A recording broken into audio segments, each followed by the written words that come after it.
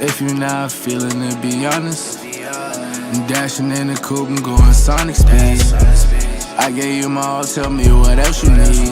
I'm not ready for your love, but feel you rushing me.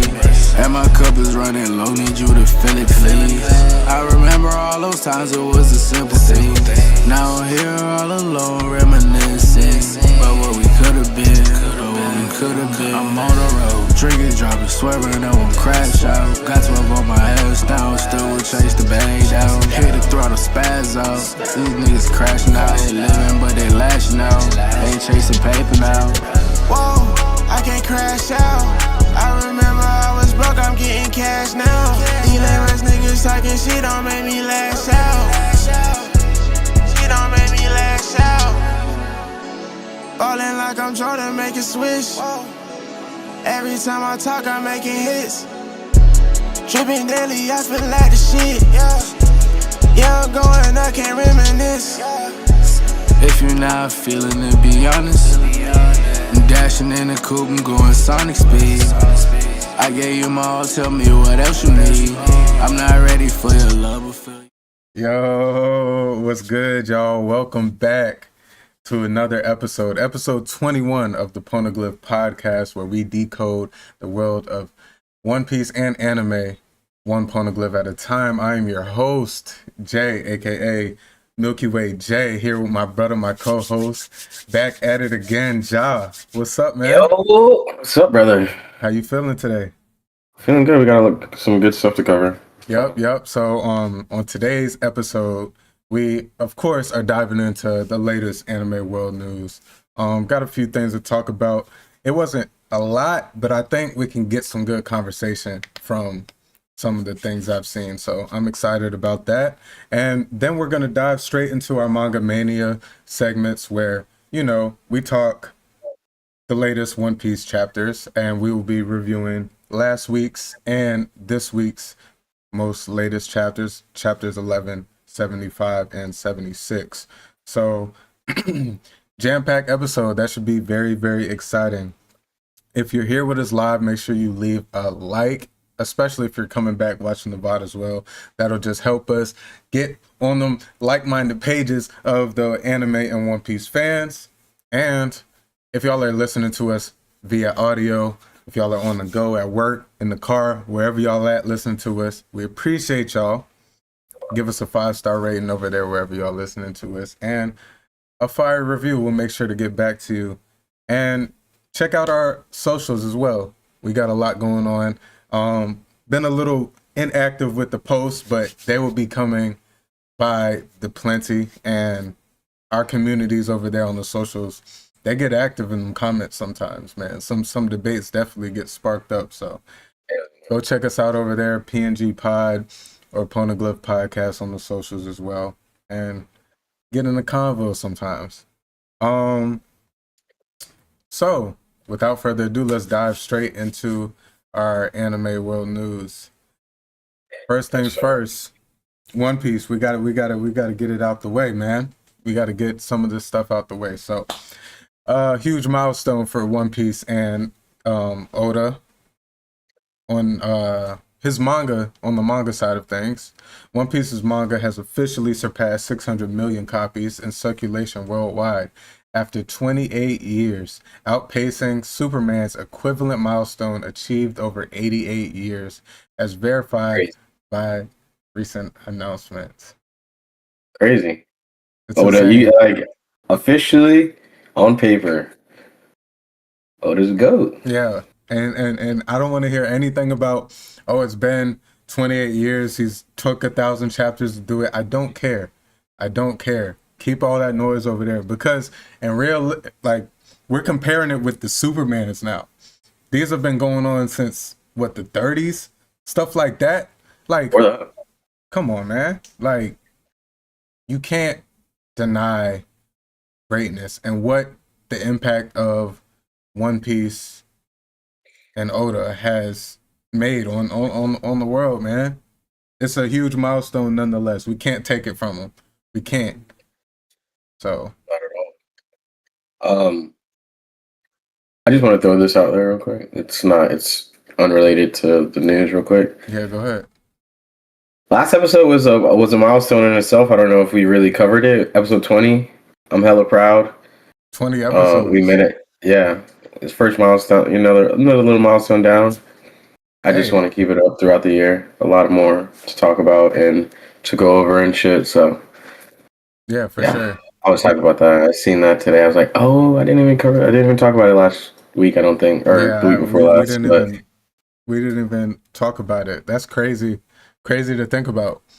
That we've it started with a conversation. We were able to put it together, and now we 20 plus episodes in. 20 weeks in. And I mean, we're just gonna keep checking them off the list, man. Just keep going. We're excited to keep this thing going. We've been seeing a lot of engagement. Had some people in our live chat recently. A lot more people coming in tune with us and stuff. So gotta keep rolling, man. But yeah, 20 episodes. Huge milestone for us. All right. Oda reportedly wrote The Secret of One Piece and the true fate of Luffy on a piece of paper and sank it to the bottom of the ocean. Crazy. Y'all, if y'all haven't started, if you haven't thought about it, if you haven't really sat down and really thought about it, it's time to assemble the crew, guys. Yeah. I'm starting my crew up. I already sent a couple invites out, and they're gonna, I'm waiting for them to be accepted and everything, but we on. The internet police was really on that. And all we gotta do is wait for them to get it right, and we just be pirates and take it. Who gonna stop us? I'm not gonna read it though. I'm gonna just have it to flex. We'll burn it like Frankie. But Frankie knew. I'm not gonna know. Oh, okay. I'm not gonna know. I'm not gonna get spoiled. I'm not with the spoilers, man. You could pick all you want. I might take a beat. But I'm gonna hit you with the Rayleigh. You better not say a word. You better not say a word. Yeah. It's time to assemble a crew. Get your crew together, guys. See y'all on the seas. The internet police went really. I seen like a couple breakdown videos of it. So people making videos already? Yeah, bro. People looking at the bottom of the ocean. There's like Coast Guard that took it out there and stuff. Like the certain Coast Guard for the certain area and the clouds that day and all that stuff. That's crazy. I wonder if they're relatively close in the same area as the One Piece is, but hey, they went crazy. Gotta love the fandom. Yeah, for sure. I seen Speed said he's gonna do a One Piece hunt stream or something like that, treasure hunt stream. Looking for it. That'd be hilarious. I seen I didn't see no videos, but I seen like the some posts where people are like, okay, well, we have to assume it's somewhere off the coast of Japan because and then they're like trying to break down like from the videos, like the waves, how the current was, and then the angle of the video. So they working at it. They can do all the hard work. Yeah, right. Stole that shit. But it's interesting. Oda's a funny guy. He does little quirky stuff like that that really, I think as fans we really enjoy it, but it's just funny because he stands out with certain things like that as a mangaka. Like jumping into like real life stuff, that's W promotion, bro. Like what? Get more people on that. For sure. Shit just got real. Mm-hmm. You got huge One Piece fans like Speed and Mr. Beast. They'll do anything to go find it. I'm sure they'll do it. So,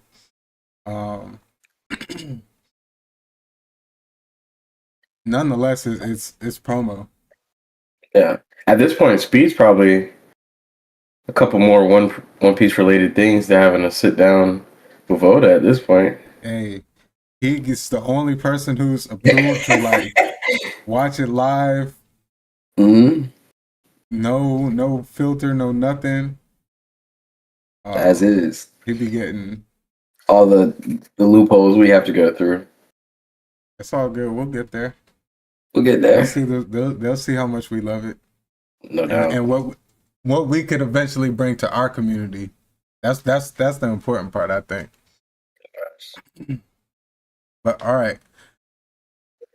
Demon Slayer Infinity Castle, winning awards, man, has won Best International Animated Film at the 2026 Saturn Awards. I just always, anytime I see awards and stuff being appointed to anime, I gotta tip my hat. I know you a little tired of the Demon Slayer stuff because you're not hip to it, but we can't deny awards. Saturn Awards. I've seen this multiple times in my news feed, so I assume they're somewhat known. But I mean, I don't really know any of the besides the main, Crunchyroll awards and stuff. But salute to them. I hope this recognition just sparks other franchises to continue to take this route. You have a lot of stocks in Demon Slayer. Who, me? Yeah. I mean, as we talked over the weeks, you got your stocks. You got to get them out over there with them. In the movies, yeah. And I became a stronger Demon Slayer fan more of the later seasons. The last season was the training arc, which it was cool, but it wasn't like too much action. But propelling into the movie was anticipated, lived up to the hype, and it set the stage for part 2 very well. So ever since I really went to go see the movie, that's when I was like, okay, we got something here. But I've always liked I got Akaza tat on my leg. Like, I've always liked Akaza and stuff. I've liked different aspects of Demon Slayer. Forgot you had that. Yeah. I mean, it's not even. I don't know where I would rank it. Personally, it's not. It came out really good. So. Oh, the tat there. Yeah. Oh yeah. Yeah. Shout out to Demon Slayer. Kohei Tanaka, longtime composer for One Piece, says he created a large batch of brand new music specifically for Elbaf and poured everything into it. He even teased Loki's theme, promising something grand in scale and epic in atmosphere. I'm not gonna lie, it seems like everybody's all in for Elbaf, and I love it. I mean, yeah, we're here. Yeah. It's the final saga. We got introduced as the final saga and everything. On top of that, side note, this isn't in my notes, but we're officially within 30 days of the anime coming back. It's crazy. It flew by. It did. Everybody was like booing it. I was like disappointed because, well, one, we just started the pod and it was like, that was a big thing in our pod. But two, I was an anime watcher every week, so I did miss it. But I think this break was needed, especially animation wise. And like, it's been a longer hiatuses. Yeah, facts. And this, like, yeah, when Ja was originally watching, we were stuck on. They were on the 6 months, yeah. Yeah, man, that was. I mean, it was smooth because it gave Ja the time to catch up, and I low-key wish I rewatched in that time span. I was watching so much at that time though. I'm in Wano on my rewatch. You flew, Jet. I flew. I mean, it's been some months now that I'm thinking about it because I was definitely watching it. Like, I remember being in Alabasta and stuff, and maybe like October. At least 2 months ago. 2-3 months ago, yeah. No, it was end of the year.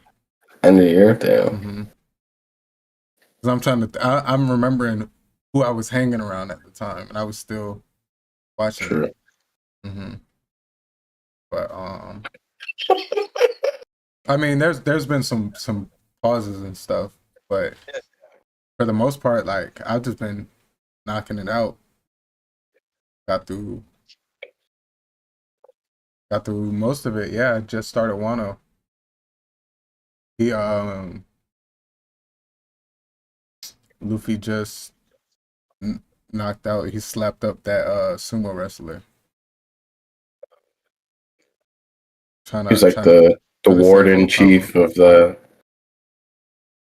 little town. He wasn't he was like he was just the top sumo wrestler, and then the warden chief was the dude with now he's pulling. Yeah, I remember. The lion pulled up who had Otama. But yeah, I'm getting sidetracked. But it seems like everybody's all in on Elbaf. Like even the composer is out here making remarks. I was gonna say when you first brought it up, I'm like, composer of One Piece. Everybody I want a One Piece job. Yeah, like what they got some job over at One Piece. Yeah, they all Japanese though, probably. All right. I'm not. No, yeah, it's in Japan, right? Mm-hmm. His name is Kohei Tanaka. Right, all I gotta do is reskin. I'll be all right. Reskin, not reskin. That's wild. That was outrageous. All I gotta change my username. I'll be all right. That man said reskin. Oh, you're funny, man. But he even teased Loki's thing. I didn't hear any teaser.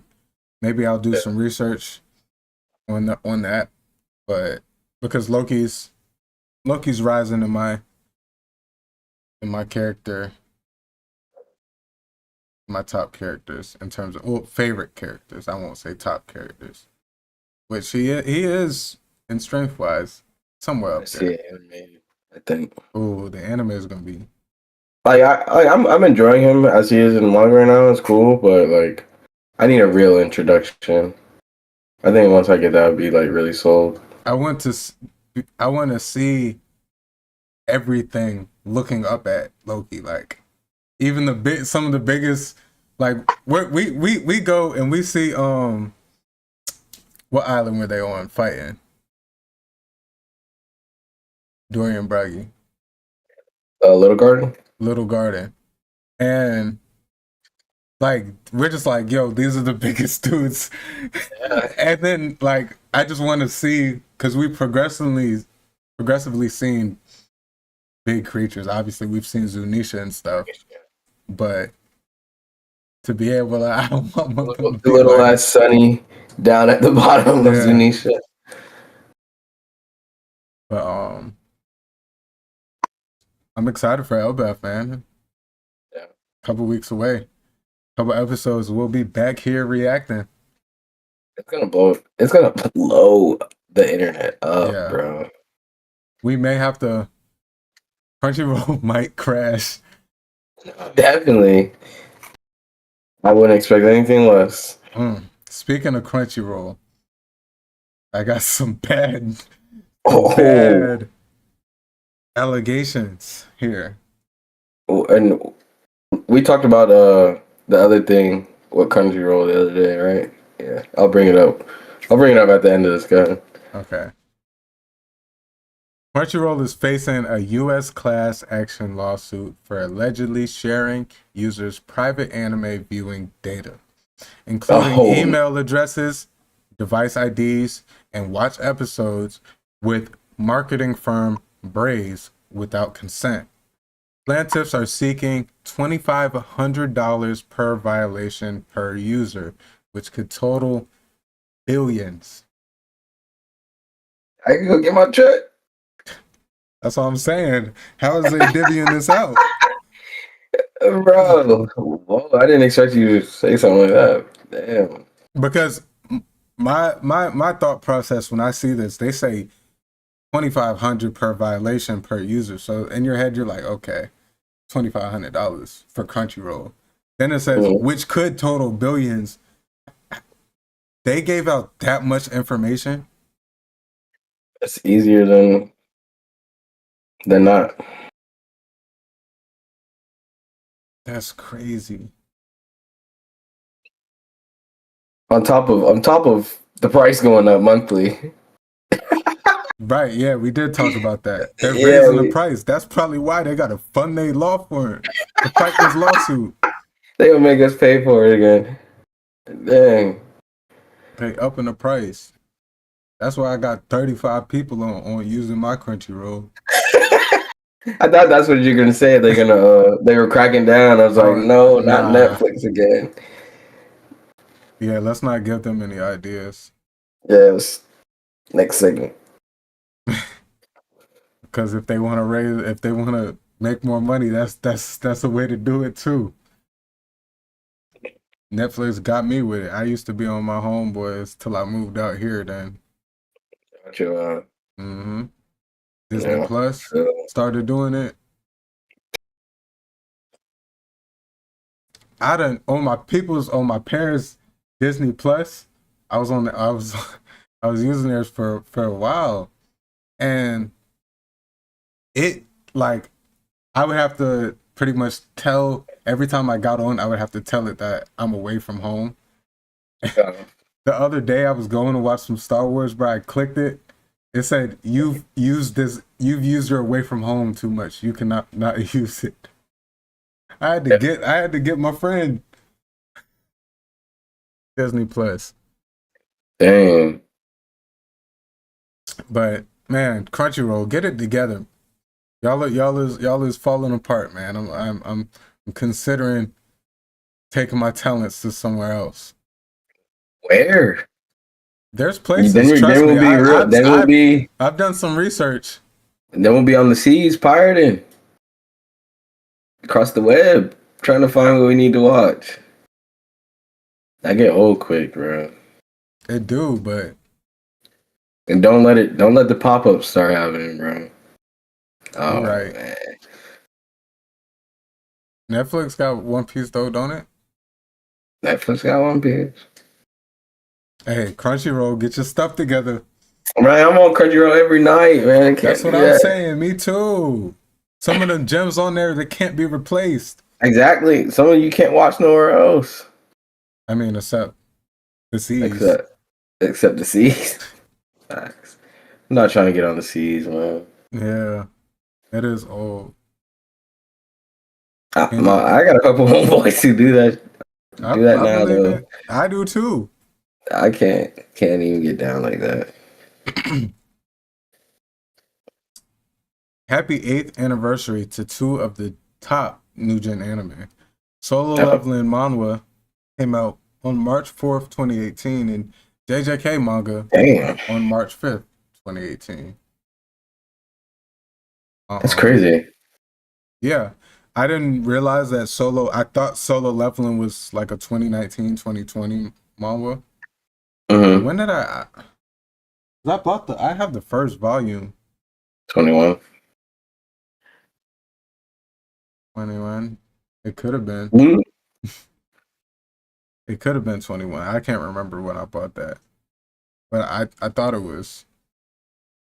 No, I bought it before the show dropped. The show dropped in 21? Oh, you just said Show dropped in like 23, I think. Oh, it's 2026 right now. So you probably bought it on 22. Yeah, maybe. Because I bought it probably like half a year to a year before the show dropped. Because I just heard hype about it. I seen it in a store. I was walking past it. I'm like, oh, this is the first one. Got it, read it. That's dope. Didn't get no more. But I started watching the show. No, yeah, I mean, couldn't take it anymore. I was scrolling on TikTok, seeing all these Jinwoo edits. I had to rewatch the fight again.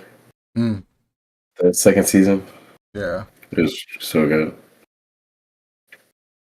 But 8 years going strong for both. I know they're both potentially coming to an end soon.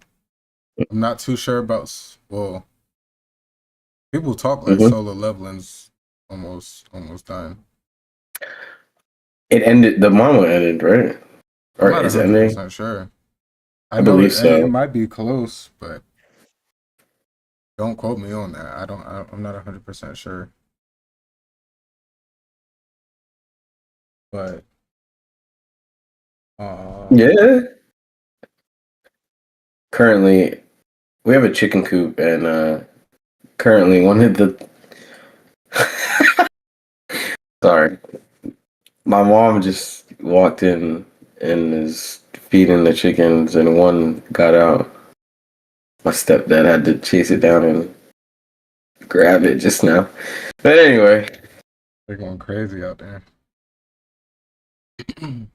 um, but yeah, shout out to those two franchises. Definitely running new gen, as that's all. Those are two shows that a lot of people got their eyes on. So for good reason. yeah, oh definitely. 81 years ago, Momotaro, the Japanese animated film that helped lay out the foundations for modern anime today, officially premiered. Momotaro. Why does that sound so familiar?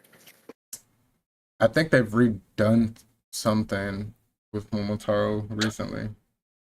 I think so. Don't quote me on that either. But as I was researching this, I was seeing some more recent like images that at least it looked like.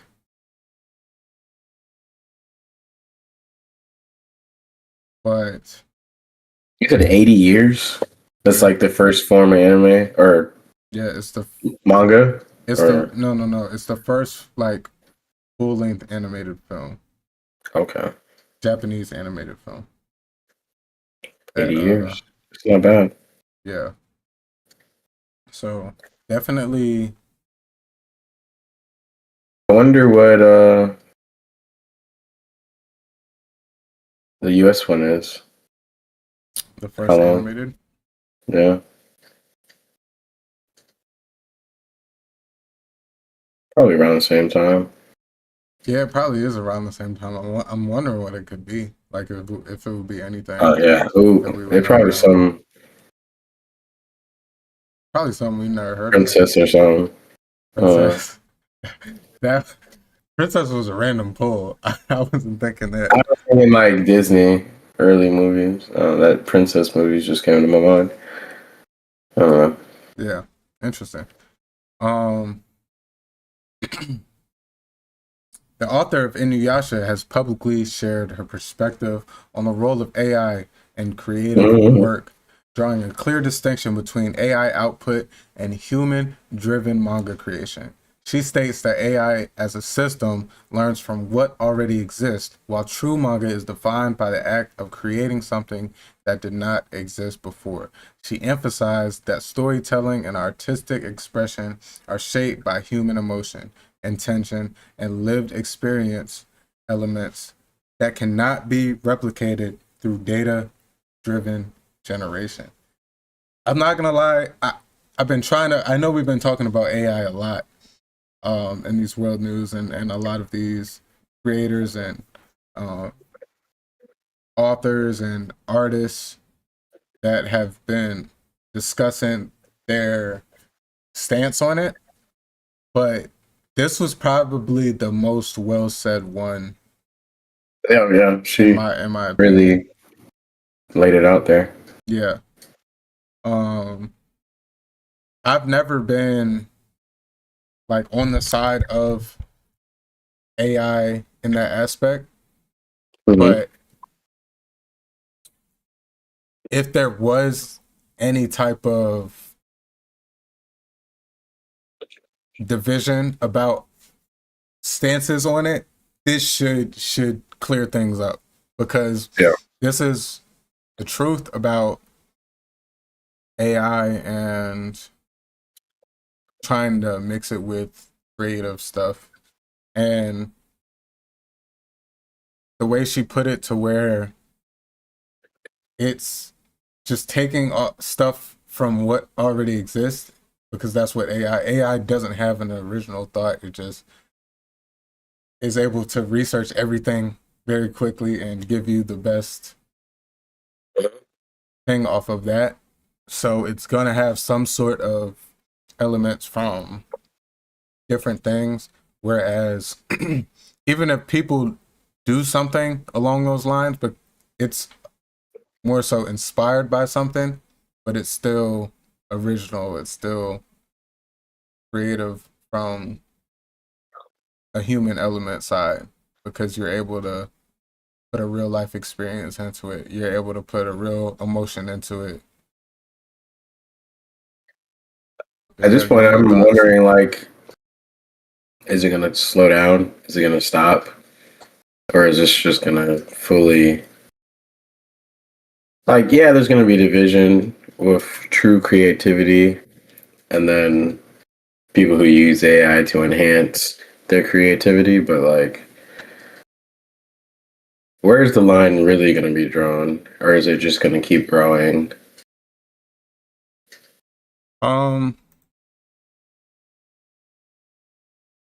I kind of feel like it's gonna keep going. Yeah, right. It's gonna keep going. I was having this conversation in a group chat. I don't know if you seen the messages at the time, but having this conversation with a few of our friends about AI as a whole, and just the idea of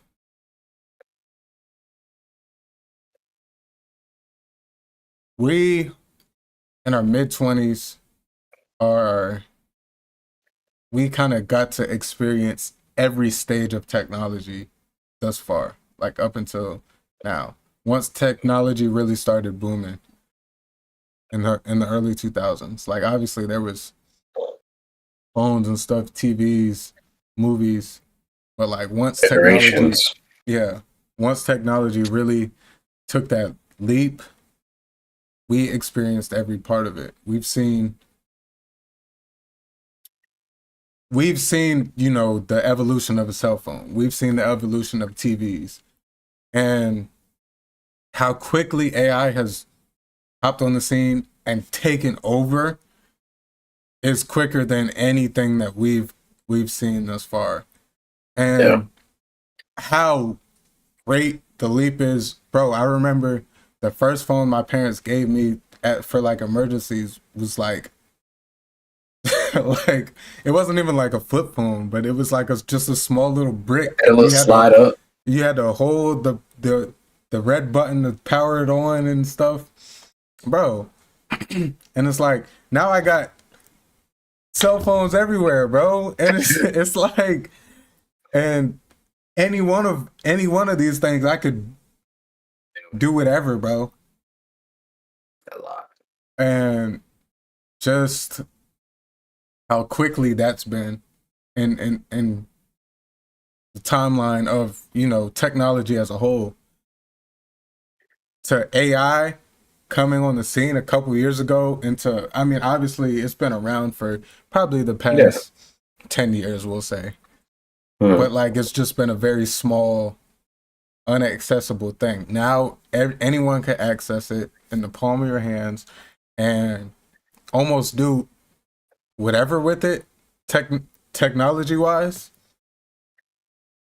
I don't think it's gonna stop, bro. I don't think it's gonna stop. Maybe it peaks.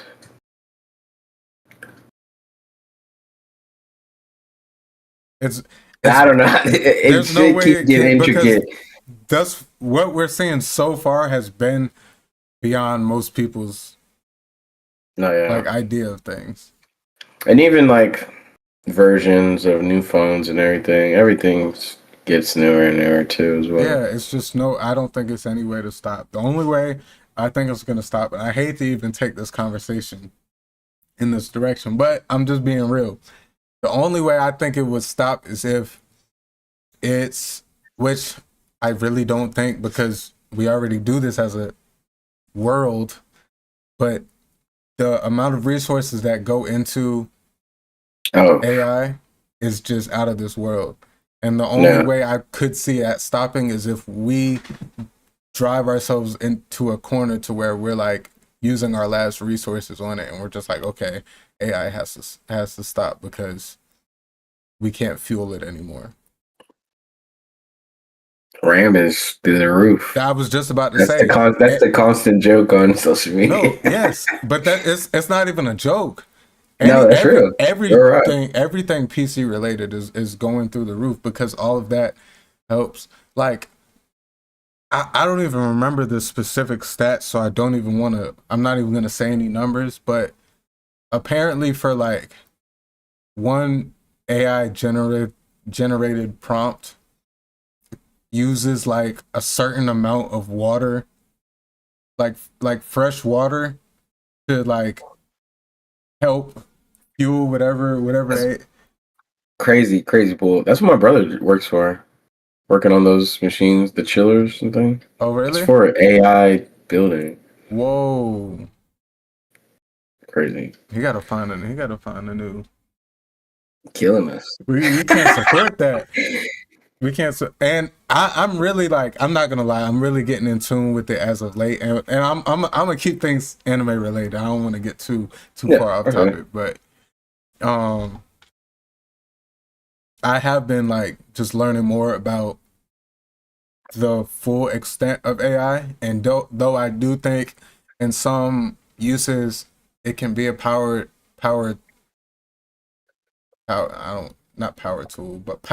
tool for any aspect of technology. I think how easy of an access that has become, I think it should just be limited to certain things. I don't think it should we should Google be able searches. Google searches. Yeah, that's a waste. Google was already Google for a reason. Yes, it's a waste for Google searches. I feel like it should be used how it was 10 years ago when we didn't. He said Google fell off. How did Google fall off? Google don't be hitting how it used to, bro. They give you some vague ass. And then now they got the little AI overview thing. You type something in and give you the little AI overview. That shit don't be talking about nothing, bro. I go on the app and I'm it's right there. Damn, I'm a user of AI. I mean, I'm not gonna act like I don't use it. I need it. It's better than Google. The more I have changed my perspective on it and don't respect certain aspects of it. Like when you see AI video of an old dude fucking breakdancing, like, bro, that's a waste. When you see an AI video of a dog, like a hawk about to pick up a baby and a dog just comes out of nowhere and snatches it out the sky, like we don't need to see that. Yeah, like that's a waste. I feel like I don't want to keep dragging this on. Should it be like a media ban? I mean, I think that's a start, yes, for sure. Media does not need any. No, it really doesn't. I feel like media was peak when it was just, even before it got into the internet trolling stuff, like that's when media was peak. At this point, it's like, if you really think about it, we're wasting water on memes. Yeah. Gone. But like it's too easy, and not many people would understand that or even care, because they're like, I'm not seeing this water. But it's like, I was telling the group chat, like, bro, we gonna eventually get old, bro. We gonna have kids. We gonna have families, bro. And like, yeah, we'll be dead, but like, what are we leaving them? They're gonna have to deal with a world where it's a war over water for AI or survival. Like, straight out of Terminator, boy. I just think it needs to be controlled. Anybody can download a free app, a free AI app. You can download probably 5-6 of them. I'm proud. I'm still a newborn in all this AI. I'm not an OG. I'm only on chat. That's the only AI app I got is chat. Yeah. I don't really know nothing about it. I've used ChatGPT for some things.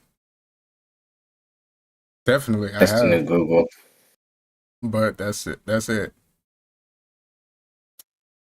I don't know. I don't even know how to make none of them videos. I don't know how to do none of that stuff.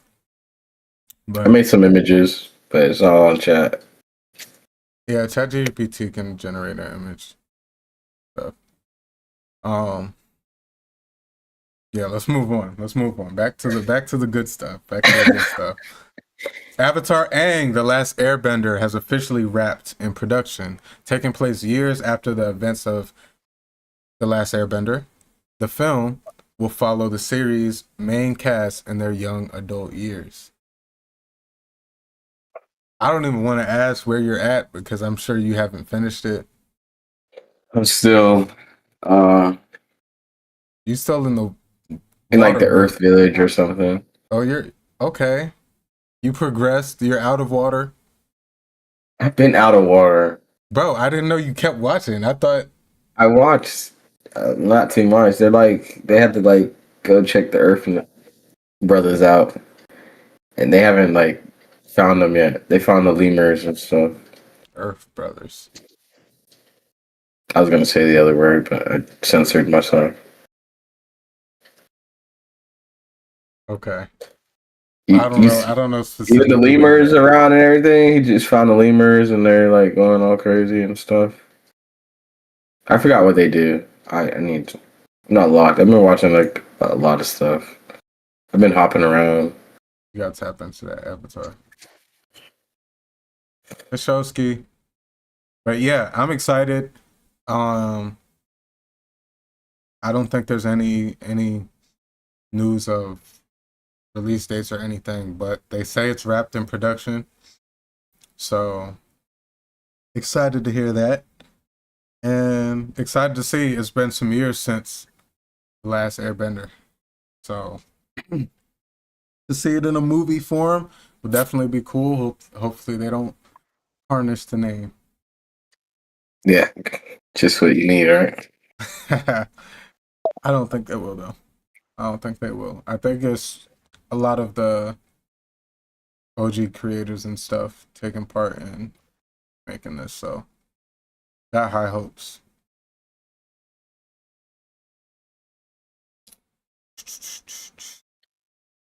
After season 3, episode 9, we will not see Yuji in the JJK anime until the end of season 3, part 2. He's at season 3. Huh?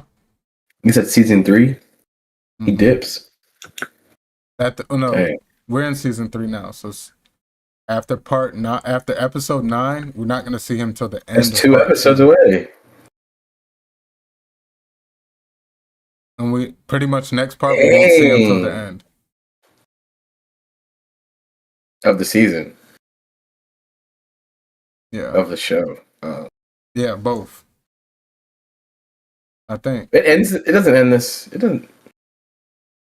Is it ending this? It is ending, right? No, this is part 1. There's part 2. Oh, there's a part. Okay. And we won't see him till the end of part 2. When big shit happens. So I've heard. So I've heard. I'm not ready for that. I don't even want to think. Yeah.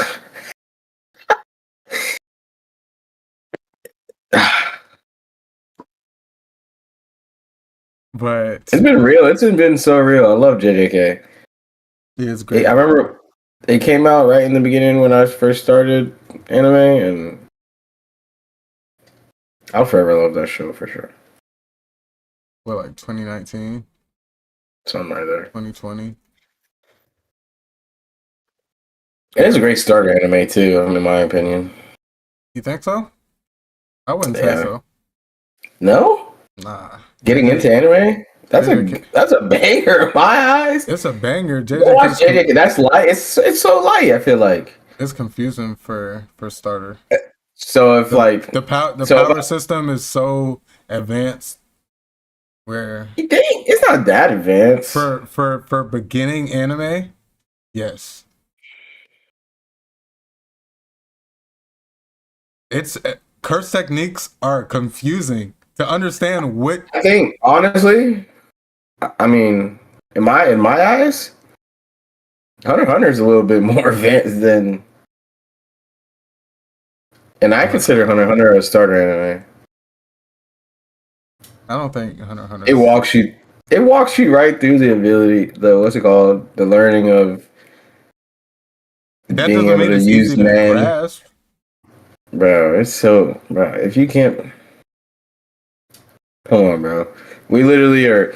I'm thinking they sit the cup of water down, and yes, that's, you know what I'm saying. They walk you through that, and then they continue to add layers throughout the rest of the show. I mean, but new people get introduced. Everyone's stuff is so specific, but they do a good description of. They do. I'm not saying they don't. I'm just putting myself in the shoes of someone who's never seen anime before. I don't know if I would tell someone JJK. It's a great, yes. I think it's a good like beginning batch, but not starter anime.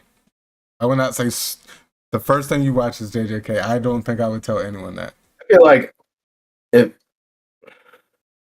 maybe you got it. I think it's harder to keep up with the story because of time wise than it is the abilities in the show. No, that's not that hard for me. I mean, the abilities aren't that hard for me, but I don't know. I don't think I would tell someone to watch it first thing. I don't think I would tell anyone to watch any new gen anime. I would want someone to start with Solo. Solo is pretty easy, bro. It is, but I'm just saying I would tell someone to start watch because if someone starts with a new gen, I just think that's all they're gonna like, and it'll be hard for them to watch some of the older stuff. I think it's easier to appreciate both when you started with the OGs. I don't think it's so many people who started with newer stuff.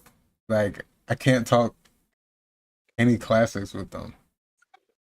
They ain't going for it, bro. And then it's like, oh, the animation style. I'm not gonna call nobody out, but I've had conversations with like that, and it's just like, ah. Why does this look so old? Yeah. Yo. Yeah, it's hard. It's hard. Powering through that first 100 episodes of One Piece.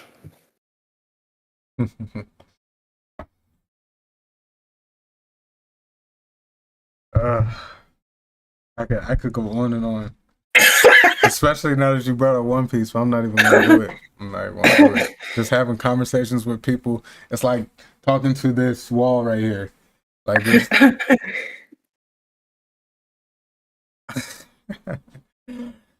Anime director Mori Satoshi has sadly passed away after a long illness. His work includes titles such as The Rising of the Shield Hero, One Punch Man, and Made in Abyss, as well as many others. May he rest in peace.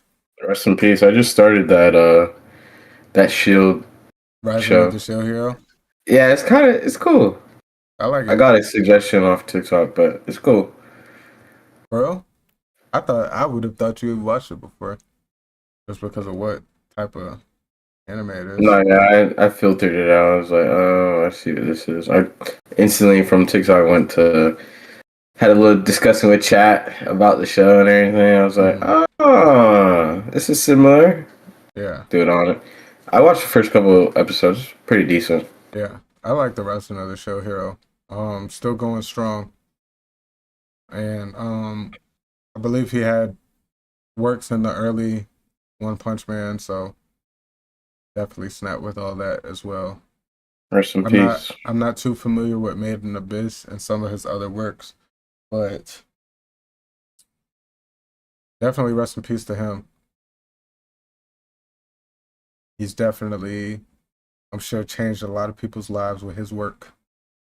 Facts. All right, last but not least, the first week results of the One Piece World Top 100 popularity poll have been revealed, and it has revealed a surprising outcome, mainly in Japan. Roa Noa Zoro is currently ranked number 1, beating out Luffy, who usually dominates these rankings. While Luffy still holds the top spot in many other regions, Japan shows how popular Zoro is. See, I got slandered for saying like I'm not really a Luffy fan. As he got a Luffy poster right next to him. Right next to him. He's like, what'd you say?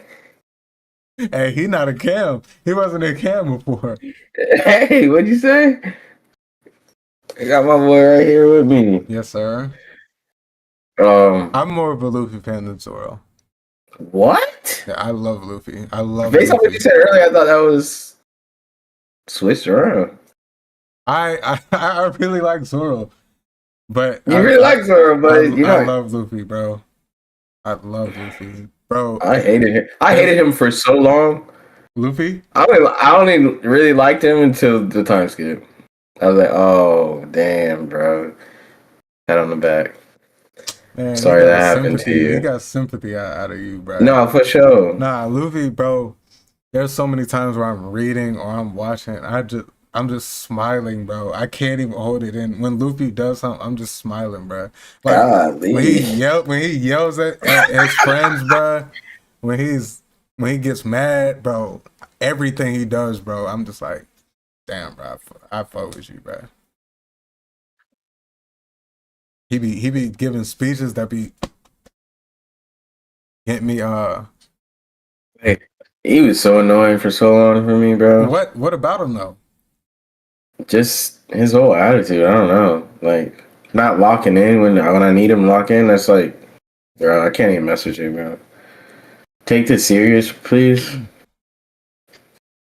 Yeah. These people are telling you good information. He's talking about. You said what? Not even listening. Sleep. That part do be getting me because I'm just like, you the captain, AUB. But also at the same time, as we've met other captains, especially these Yonkos, besides Shanks and Blackbeard and Whitebeard as well. Like Big Mom, Kaido, they teams kind of did the same thing. Their teams are Big Mom's not so much. They kind of like they stepped up when she was out. You know what I mean? Like, and Kaido's I don't know why he drafted them boys. I mean, most of them was sorry, but like a lot of them were sorry. They were sorry, bro. They got him just because of fruit. He was like, I kind of like your fruit. Let him on the crew. Well, that's what his whole thing was. He was just trying to build the biggest crew of the strongest devil fruit users. Trash. But let me respect. What's his name on that crew? King. The rest is fodder. Literally fodder. Jack. Queen. Fodder. And that doesn't down Sanji at all, but fodder. It does down Sanji. No, it doesn't. It doesn't. You can't say that. No, you can't say that. No. I'm not downing on Sanji, but fodder. So he had to tap. He was funny. He was hilarious. I thought he was hilarious. He had the fight. He had screen time in the fight in Onigashima, and then before in the prison. I loved it. Yeah, but he's fodder.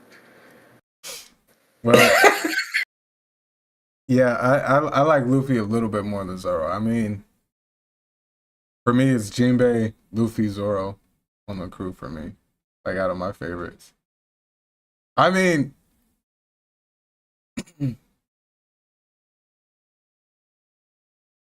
And I'm a huge Shanks fan too, bro. It's just all. Okay. You like Shanks more than I me. feel how every time I'm watching Luffy, I feel how Shanks like feels when he's looking at the paper. And Head I ass. just smile, bro. I'm like, bro, I fuck with this dog, bro. Yeah, I fuck with Luffy, but I love Zoro. I probably have more. I probably do have more respect for Zoro because Zoro, I feel like, has main character energy in himself, and he's just like, I'm putting that aside for bro. And then like he even acknowledged like I was gonna die if it wasn't for him. Like they just literally had me. There was nothing I could do. I was propped up to die. And then now he's like, all right, I'm even gonna put my dream aside to help you achieve your dream, and then I'm gonna achieve my like. I respect Zoro a lot more. Dude, real ass dude. Nah, he is. I respect him, but like, as much as who I just I fuck with Luffy. That's your boy. Straw Hat, bro. I'm gonna get you a straw hat I'm like, so you can Bardo. give it to Kai. yeah. Y'all gotta reenact that. That'd be tough. That'd be tough. All right, that will wrap up our anime world news segment. Woo! Appreciate y'all for tapping with us for that segment. If you made it this far, I appreciate you. Much love. Apple Music, YouTube, and all our other streaming platforms, podcast platforms. If you made it this far, thank you. Appreciate y'all. Please leave a like and some W engagement, please. Definitely. Like you said, smash that like button. Come over, join us on YouTube if y'all are on our audio platforms, and vice versa. If y'all are watching on YouTube and y'all want to listen on the go, we're available on Spotify, Apple Pod, Amazon, and many other podcast websites as well. So just go check us out, Poneglyph Podcast, and rock with us. We appreciate y'all.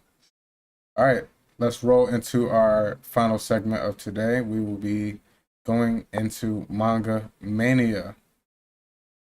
You got any initial thoughts before we dive in? Chapters 1175 and 1176. I'd say from the beginning, these are the better chapters of this little spread of chapters. More action packed than descriptive and storytelling. Right.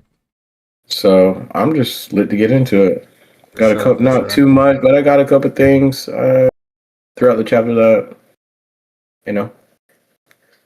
will stir discussion. So I'm lit. Yeah, for sure. All right, let's dive right into it. All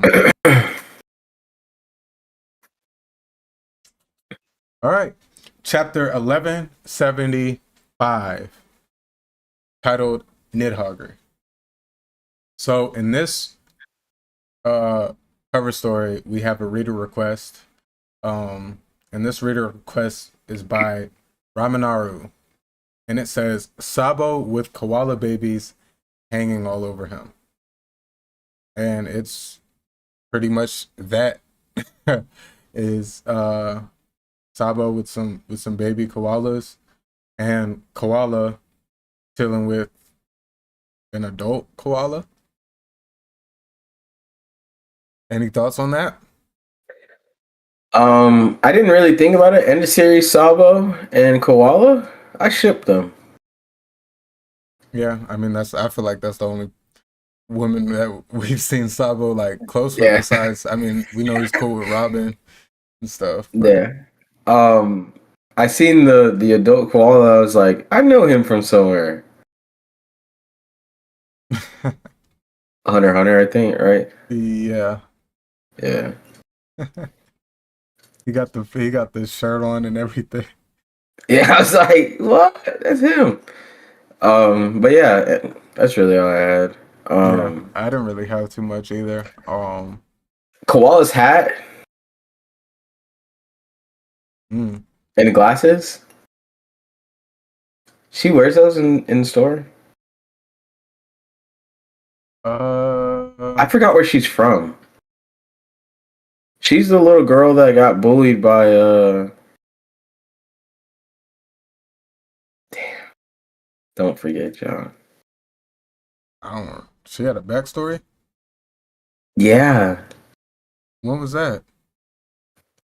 Oh, hold on, let me bring it up.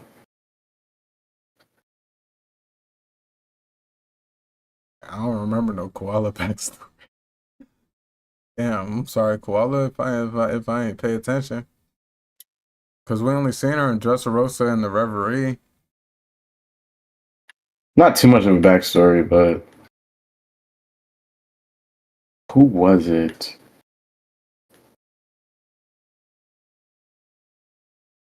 I think she was getting bullied by the Sun Pirates after what's it called? She got freed. She's from there, right?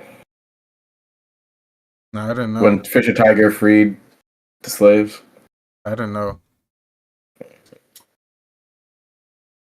Okay, that makes sense. She was getting teased by them, I think, or something. We'll talk about it later, but Yeah, it's the same little girl. She was like feral looking, orange hair. Oh, that's her? That's her. When did they make that connection? I don't even remember. I just remember once you said Yeah, that. I think it's always been her, and I just never really. I seen a post about it, and it was like, oh, that is her. All right, we gotta look into that. We'll talk about that. Try and bring that up next time if we remember. For sure. We'll just talk about it off cam. We gotta look into that. And if y'all know in the comments or something, let us know. Cause I'm like, I once he said describe how she looked as a girl, I remember that. I remember saying that. I had no idea how it connected with Koala, but I'm here for it. That's interesting. And it kind of would make sense. You know, she's an officer in the rebel. Yep. The Revolutionary. I've been watching Star Wars, bro. Rebels is like It's all right, bro. Same team, bro. They're on the same team. It's all the same thing, bro. Yeah, that's been. I was saying stuck on Rebels, but yeah, let's get into the chapter. The chapter continues the chaos in Elbath as civilians and children are trapped by Sommer's thorn attacks. Sanji uses Diable Jambe to burn away the vines trapping Robin. Zoro cuts the thorn vines surrounding the hostage children with precise sword strikes. Luffy praises Zoro, showing their trust and teamwork. Luffy and Loki then move the injured civilians and children to their safety near Jarul. The battlefield begins to stabilize as the Straw Hats and Giants regroup. Jarul explains the truth about Prince Loki's devil fruit. The name, the dragon fruit, mythical Zoan model Needhogger. The fruit transforms the user into a gigantic black dragon. The dragon size depends on the size of the user. If a human has it, it will be a large dragon. If a giant has it, it'll be a pretty enormous dragon. And if the ancient giant has it, it'll be a world-ending size dragon. Jarul explains an ancient legend. A god of war giant once wielded this fruit. He used a legendary hammer called Ragnar. The warrior clashed with the sun god Nika in the distant past. The hammer is said to contain the spirit of Ratatoskr, the ice squirrel that protected the fruit for generations. Luffy then unleashes a new move, the Gomu Gomu no Dawn Thor rifle, a Gear 5 enhanced punch charged with lightning, Conqueror's Haki. The attack completely shatters Sommer's body and destroys his attack. Loki in dragon form unleashes Thorheim, a massive lightning attack.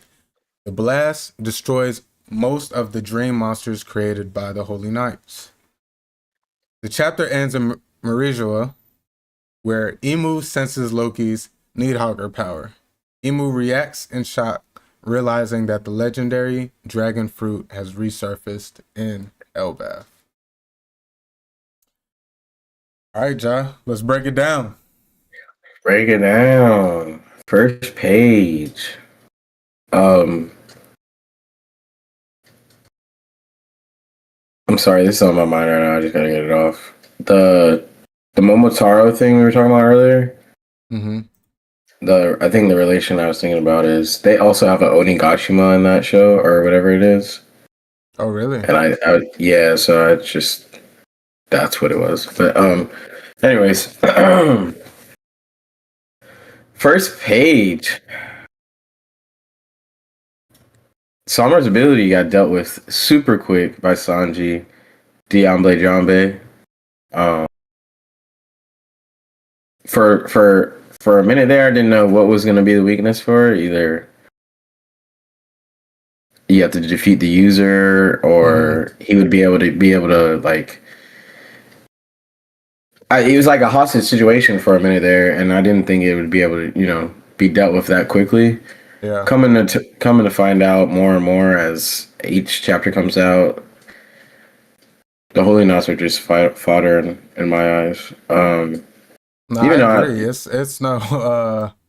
The Holy Knights haven't really shown anything significant as of lately. Yeah.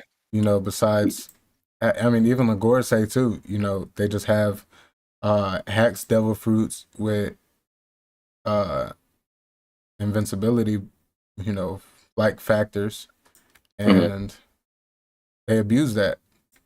Yeah, the regular, is dealt with easy, but us being a Yonko crew, come on now. Those vines got burnt right off in ease. In the leaks when this came out, they said something about Zoro too. Well, I know what that's about. Never mind. We'll talk about that when it comes. But in the midst of battle, we see Sanji, everybody else, all the Straw Hats are relieved that Robin's free and everything. My boy Sanji still locked in. This crazy hockey going around right now, and then Robin also says there's no time to celebrate. Yeah. So she the one that locked in. Sanji like, oh yeah, you're right. He agreed though. Yeah, he agreed. Yeah. Everybody they on else timing. Well, at least Nami and Usopp. I mean, Jinbei was a little bit lazy. That's a relief. Come on, bro. Yeah. Your boy need to turn up this art. That's all I know. Hey, we'll get to a little bit next chapter. Let's keep going. Yeah, but with all the intense hockey going on, hockey proc, Sanji's still on go. I love that.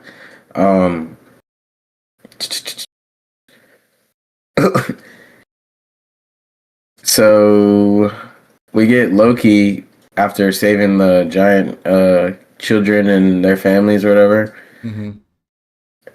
Him dropping them off his back carelessly. That shit's hilarious. I love Loki. Loki's so true to like his character. He's like, man, I'm not really trying to help y'all. I'm just conveniently here. So like now it's time for me to turn up. I've been chained up for 6 years. I'm trying to turn up. That's where I was going with it. It's like he's been chained up for 6 years. But which also like brings me to think like maybe Luffy has to fight him later this arc because of his attitude, and he's just because it's his attitude. It depends on. I think it's going to depend on this fight with Gunko / Emu and how intense it actually gets, because there's a chance that this might not escalate as high as we were thinking because of this, how the tides are turned right now. But I'm not sure. And if it does, there's a chance where Loki's eyes can, in my head, Loki's eyes can be open to Luffy based on the fight, or if not, I mean, I could see what you're saying, and they may have to fight, and Luffy may either have to earn his respect in that regard, or have to do something similar to what Shanks did. I mean, I don't think they're gonna chain him up again, but like beat him to the point where he's like, Yeah. I told you I'd beat you up if you got out of line. Now don't get out of line. Yeah, I don't know. This is just more and more just feeling me like Luffy might have to check him later. But on to the next.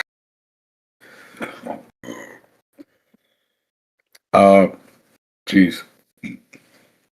So aggressive. Get off me. Now get off me. And then Luffy's yelling down because he sees Zoro down there, and Zoro's yelling up. Is like, who is that? And everything. Mm-hmm. Introduction to Loki as a dragon. And he just like, he's like, cool, Luffy, but go handle those nightmare monsters, bro. Since you're both in giant form right now, take the load off for him. Right. Yeah, I didn't really have much here. Next page. I'm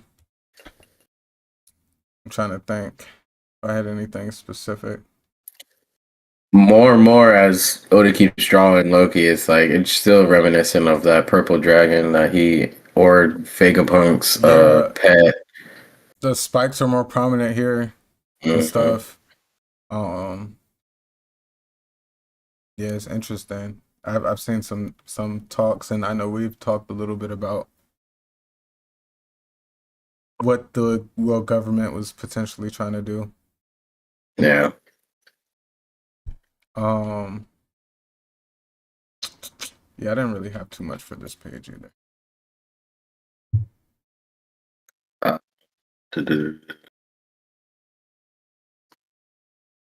Yeah, so after they got away, I mean, I guess it seems like Loki didn't fly far because Summers is right on their tail still. Yeah. Loki just scooped him and dropped him right next to Summers, basically, it seems like. I just realized. We get the announcement across the island from Ja Rule. Mm-hmm. Like, all the children are safe. I thought that's fire. I messed with that. Yeah. I wonder, like, is it a snail? Set up just across the island? Like, his voice is that loud, bro. No. There ain't no way. Ain't no way. I get it. I mean, Luffy's had a couple moments, right? Where he's like screaming and stuff. I don't think he's been that loud. No, yeah. That makes me think of, what's his name as well? Yuji. Screaming his announcement, Shibuya.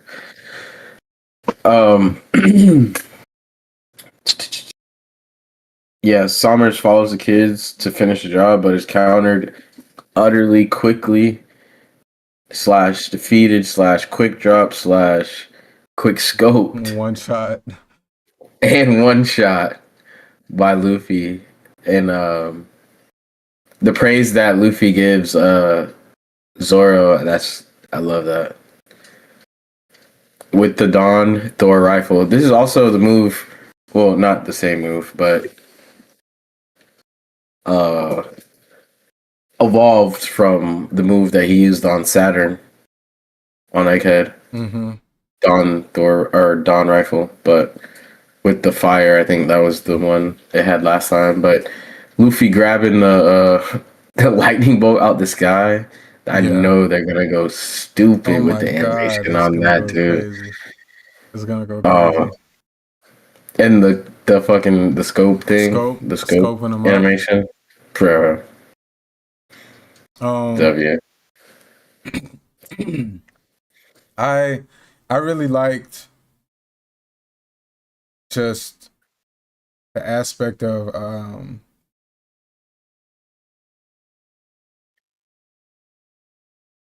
the connection and the growth between Zoro and Luffy.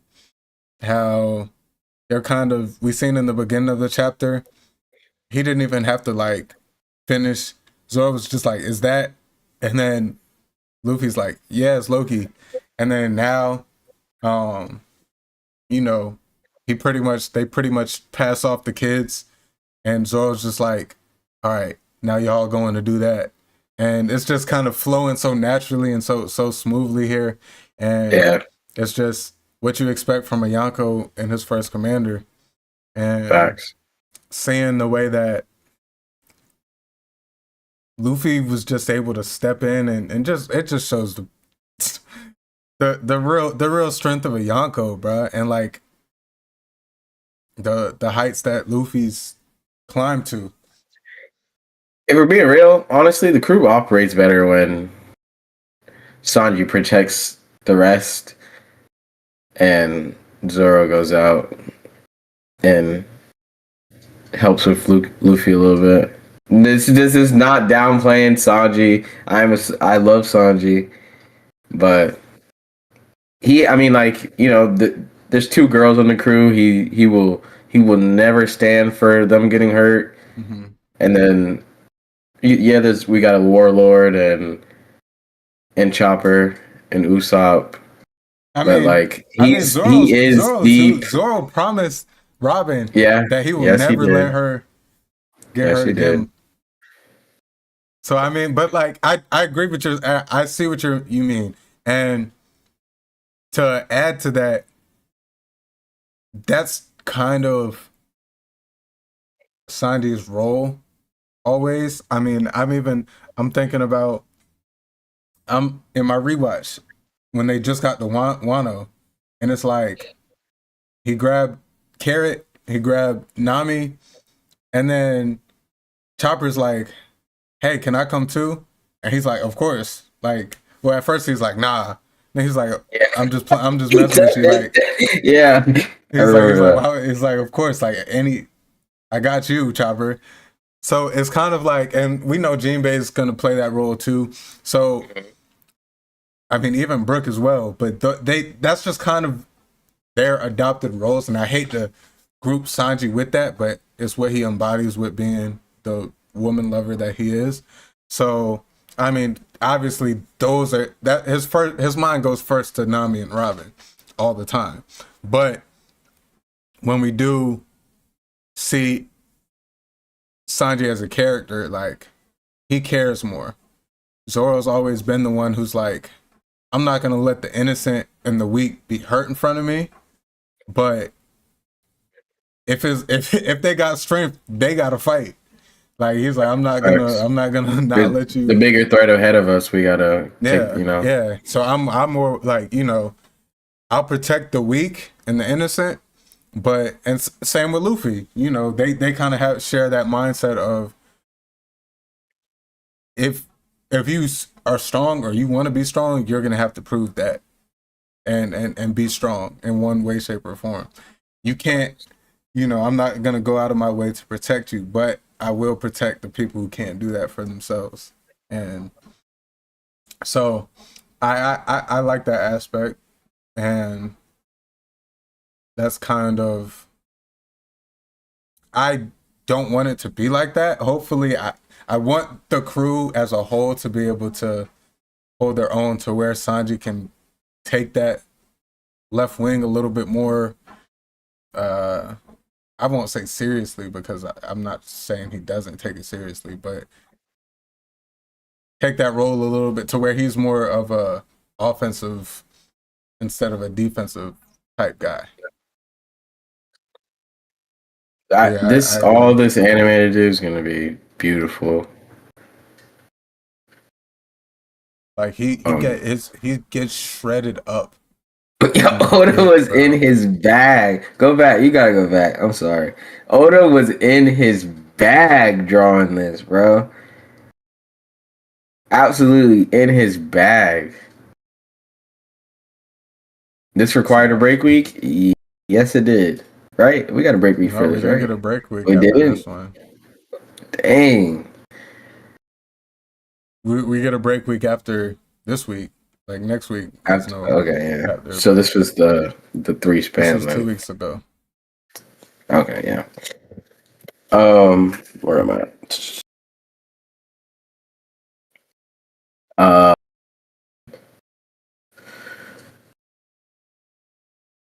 so yeah, Somers is dealt with for now. And into the introduction, but the giant kids and the giant family see Luffy in his all white form, and the comparisons are there. Um, just more as time goes on, more and more people being able to see Luffy and recognize him from their old religion and stuff like that and stuff. I think that's fire. It was really As or keep going. No, you're gonna go ahead. I was just trying to add to that, like it was just touching to see like how her name's Ripley, right? Yeah. Ripley she was going through all that like near death experience, and she's in pain from the thorns, and she sees that and she just kind of like, Thank God, fan. yeah. And she's like, I finally get to see it. He looks just like Nika. I think he is the warrior of liberation. And then she just collapses and feels safe enough to rest. It's just like, man, bro. Her God's here, bro. I love it. As Somers is what did I say here? It's fading away in awe. He's in awe that like the giants treat Nika as a bedtime tale for children. Mm-hmm. I just thought that was funny. Rolling into the flashback of Loki's fruit introduction, the long awaited, even though we have not, a little spoiler for next chapter that we're about to go over, we still haven't seen his hybrid form, but we get the explanation. As well as the explanation, and I don't even know what you would call it, but Ragnar and Ratatoskr, how they came to be as one. Mm-hmm. I guess the history or the lore behind that. The lore, yeah. But yeah, before this came out, a lot of the leaks kind of went along with thinking of the Needhog fruit being adaptable to size of the person who ate it. That I've seen that a common constant theme that it would be related to the size and everything of the user.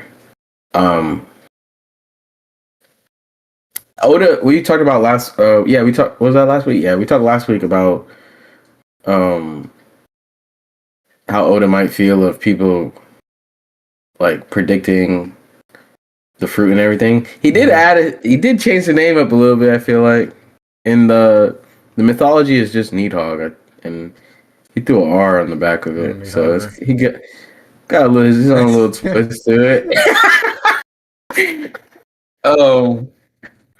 But no, yeah, W fruit, Ja Rule in the flash.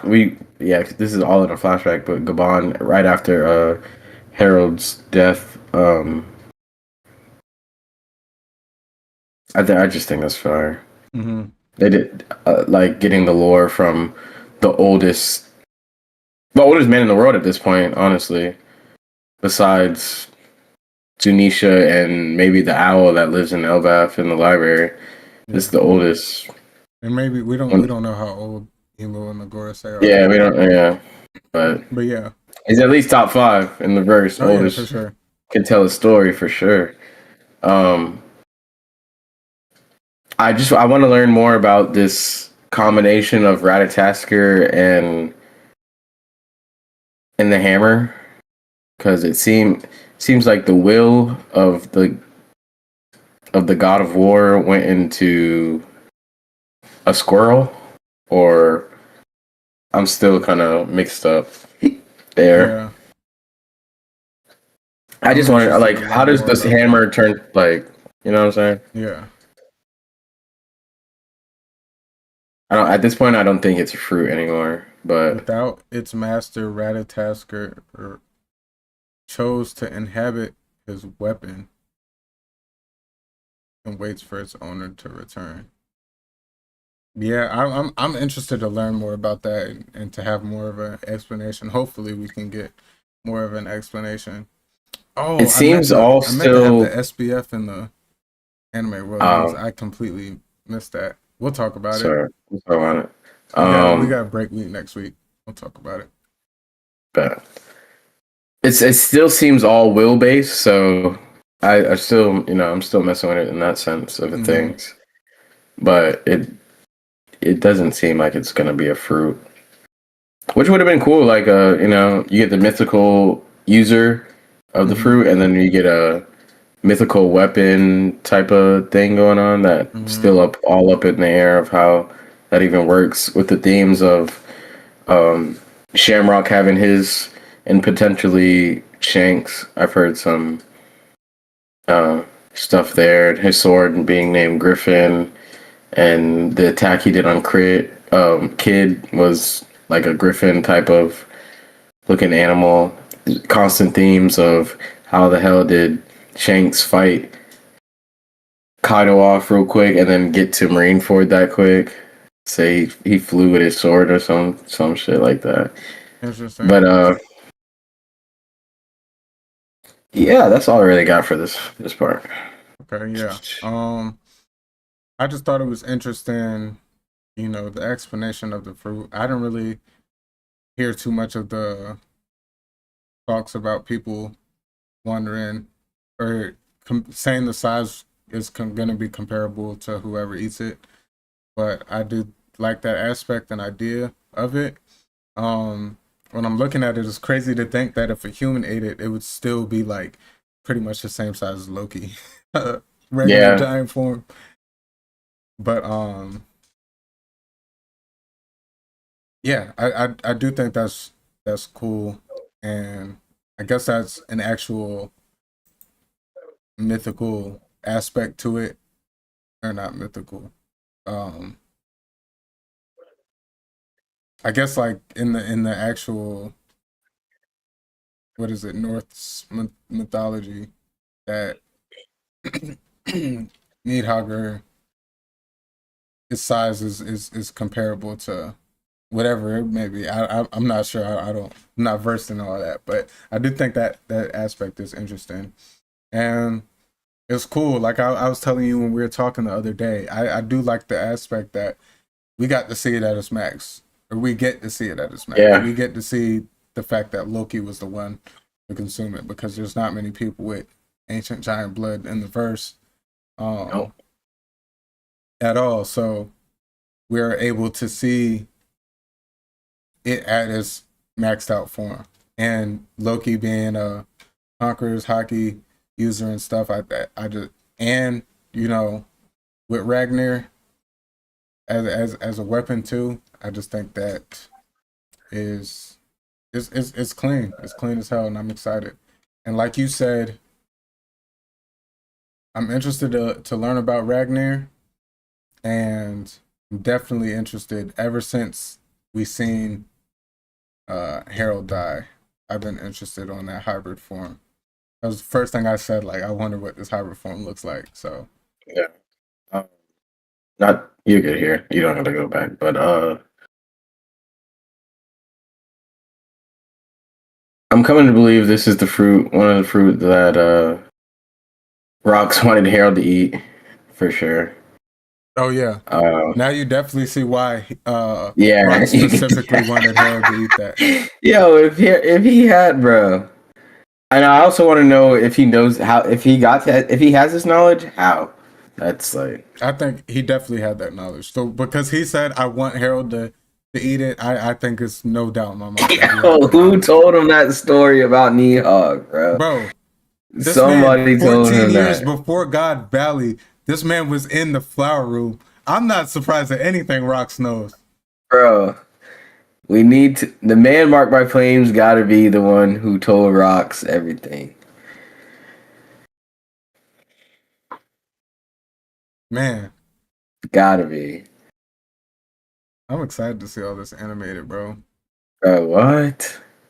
On this This page, powered up attack, just reminiscent of what Kaido did to Odin's old castle mountain. bro, the nightmares And were this running from him that's cool. I can't in lie. That's fear, cool. bro. Oh my Yeah, that's god. cool. Yeah, bro. And then he just Yeah, obliterates them. I hope they do a what's it called? Go back real quick. You know, in Game of Thrones, how they like show the dragons And it like comes like fueling it up, coming it up. it I hope comes that's through what their that scene whole. is right there. That would be I so hope that's clean. bro. What? Got the nightmare Needhog running away from the real one. That's dope. That's crazy. What do I have last year? We panned the emu seeing through Gunko's eyes. The dragon slash fruit she's been searching for. Duh. Of course, we talked about this the other day, Yeah. but of course I've seen it. I got it from somewhere, but of course the Norse dragon is in Elbath. Come on, Eva. Better recon. I mean, I know she took a break from trying to go back to Elbath, but what'd you expect? This scene at Gunko is still kind of cool, though. I mean, in my head, it's like you asked a few chapters ago, what beasts do they have in Elbaf to kill Yeah, Arrow? you had to come on, man. You had to come to your senses and think. This is like his okay moment. But yeah, way to end the chapter. I didn't see that at the top. What? The top left. Needhog, Loki, and the squirrel. Mm-hmm. Need hot Loki. Yeah. Luffy. Luffy, Loki. Yeah. Yes, sir. But yeah, W chapter. If you want, we can get right into the rating. Oh yeah, what you rate that? I know I've had it for some time now. I had the leaks. I had the actual review when it came out, but in a week to think on it, it's still a Yonko in my eyes. I don't care. I think it was. I didn't mention Gabon earlier. I forgot to mention Gabon in the flashback. I still love how like that is. It's still hardcore to me that Gabon has been there in the timeline to witness all of this crazy shit that happened all this time ago, right after Roger's death and stuff. That boy Gabon has seen everything. No, yeah, he's him. Yeah, that's crazy.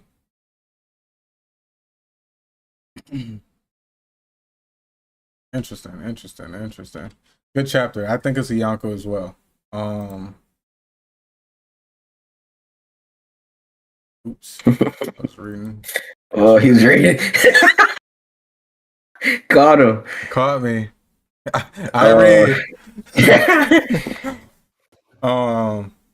No, that was actually I was looking at that for my notes when I was taking my notes. But yeah, I didn't have anything for this, but thank you. that was a Seeing it in a Yonko. new light right now. Oh, for real? Yeah. That was a Yonko level chapter. Sorry.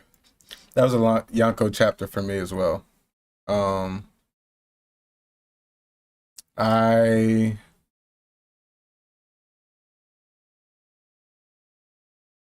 don't really have too much. Got to see Loki use a strong attack. Got to see Luffy use a strong attack.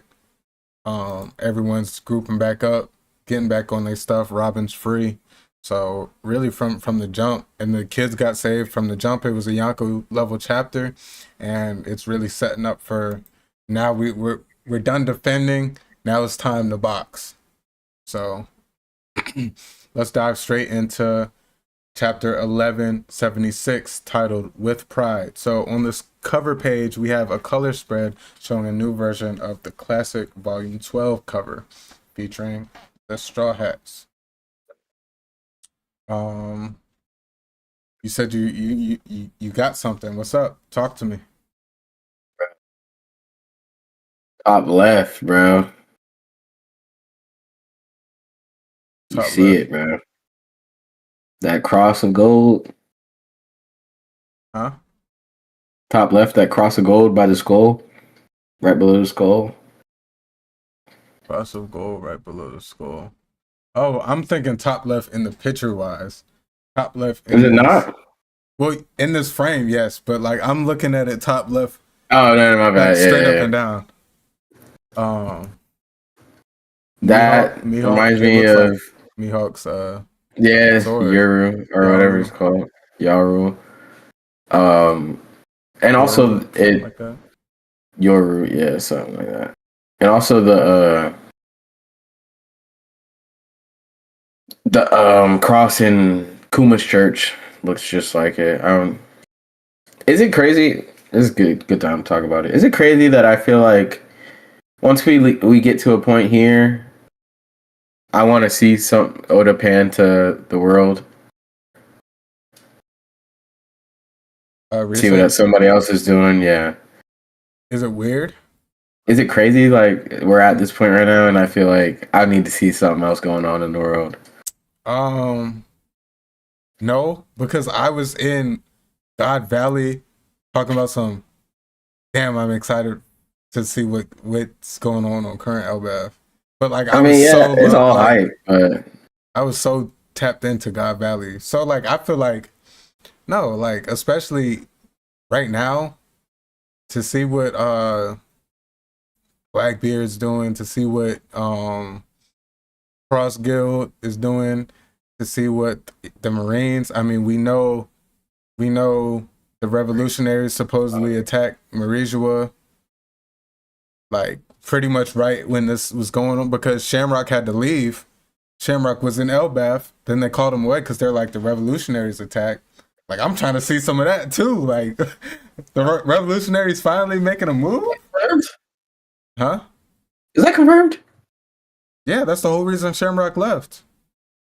It was for sure the revolution, right? 1,000%, yeah. Okay, I'm just Because remember we panned to Celestial Dragons, they're out of food and stuff. Their foods has been getting attacked and stuff, the revolutionaries. So they're low on food and everything. I also just seen something else on this page. The skull on right above the cross. Mm-hmm. Bro, it's Oda, come on, I'm on Oda. I'm on to you. The blue and red on that skull, bro. We gotta be seeing Cross Guild soon, bro. There's no way. Buggy. That's buggy, bro. Ain't no way. Okay.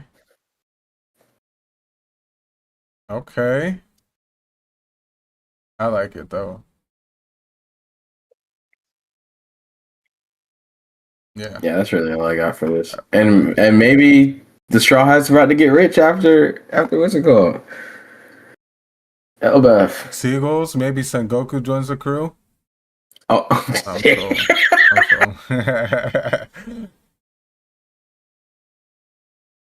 no, this is a good spread though for everybody. It's really good art. I love it. I'm not 100% sure, but I know this is the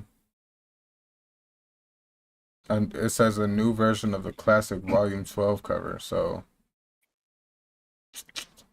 I don't know. I gotta look at the Volume 12 cover to maybe see some changes or something. But let's get into the chapter. All right. So a battle breaks out at a school that catches fire during the conflict.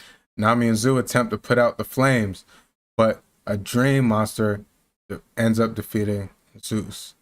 Lilith and Frankie arrive at the school. Lilith uses a machine to extinguish the fire and freeze the buildings. She converts the energy from the fire into Super Vega Cola for Frankie. Using the Super Vega Cola, Frankie becomes significantly stronger. He teams up with Jinbei to fight the dream monsters.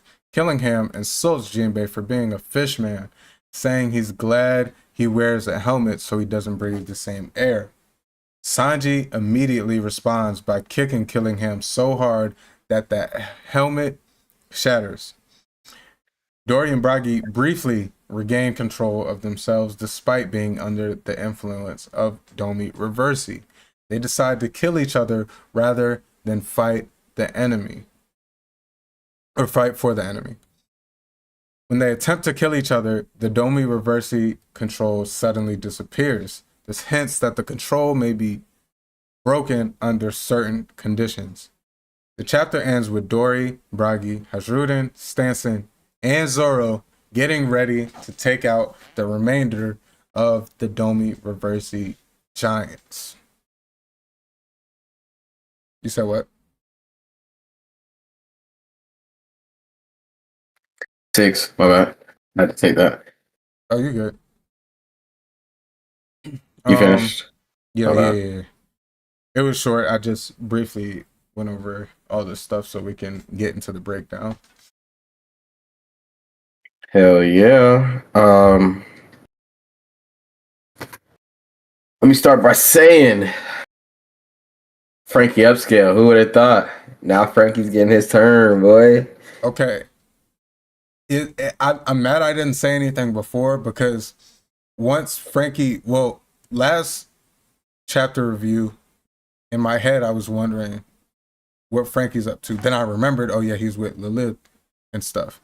But I've always, ever since Egghead, I've been kind of like, had it in the back of my head that Frankie's gonna take because we've known him as the shipwright and stuff. Obviously he's big into technology and he created himself to be a cyborg and all that. But yeah, I've always thought that he's gonna take more of the science route, like because he's always been inspired by Vegapunk and his creations and stuff. So once I kind of had an idea, but I didn't see an upscale coming or like a power up specifically coming to Frankie. I just thought he was gonna always had that lingering feeling that he was gonna take a scientific route and kind of incorporate that into improving the strength of the crew. What we see in this chapter, hey, hopefully it could be used because this type of technology in Frankie's hands could be a game changer. It could boost him on the list in Straw Hat rankings. He's not going to reach the the Monster Trio or Jinbei or them, but like it can be right there, next to Jinbei. I just also just want to say, I thought his showing would be something either related to Kuma or towards the end of Elbaf for maybe an upgraded ship, because we know the Atom Tree and the World correlation, but That's what I thought. He locked in with Lilith and got right. The Ami Drain converters and a new source of fuel as well. Yeah. And it's funny because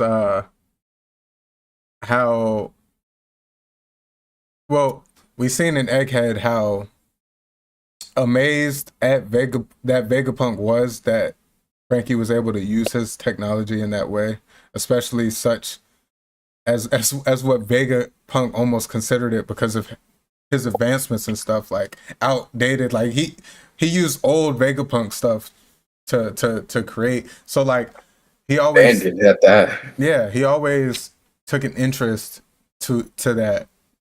And now we see, Lilith being a counterpart of Vegapunk, trying to like educating, it's like, hey yo, there's that cola you use, it's a great energy source, but I got one even better, and like putting them on. And as we see later in the chapter, completely like giving it to him right away, like, here, use this. I really enjoyed that. But yeah, let's I also want them to expand on that energy that they feel around Elbaf.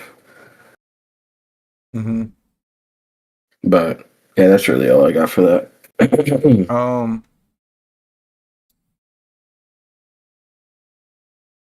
Well, we know everyone can sense hockey and stuff. Frankie and Lilith are not two people that, even Bonnie, they're not people that I would think is like that.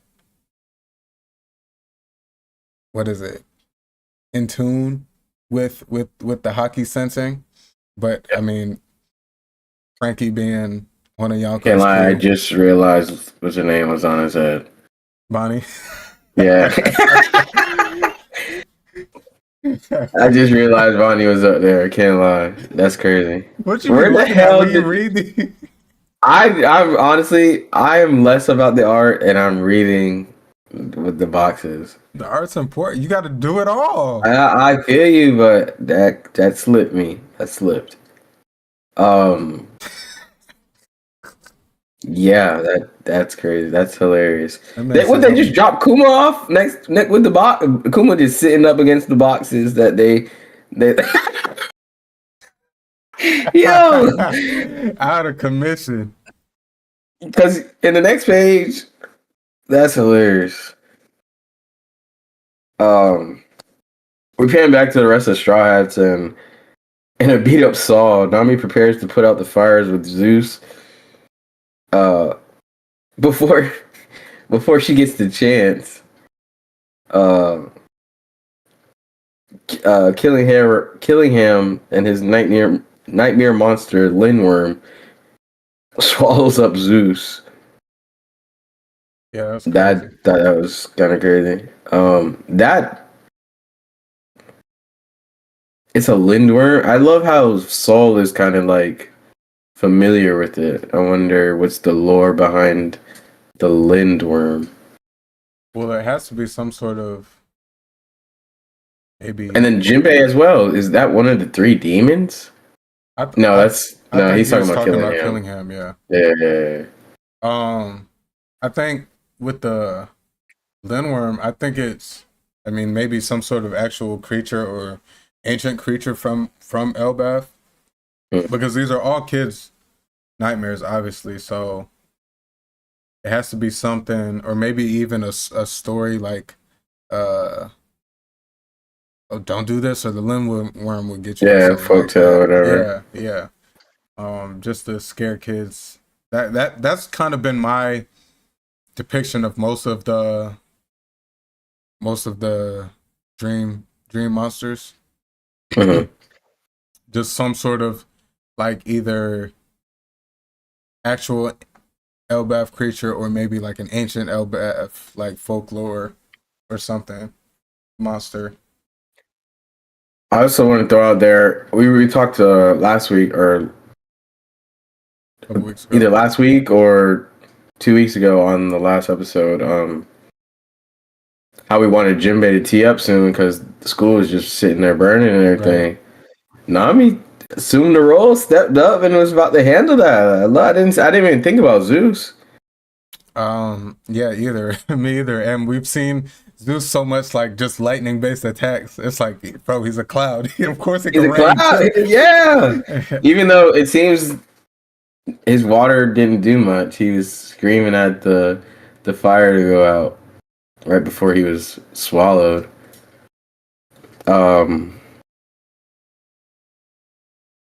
Yeah, I was confused if maybe like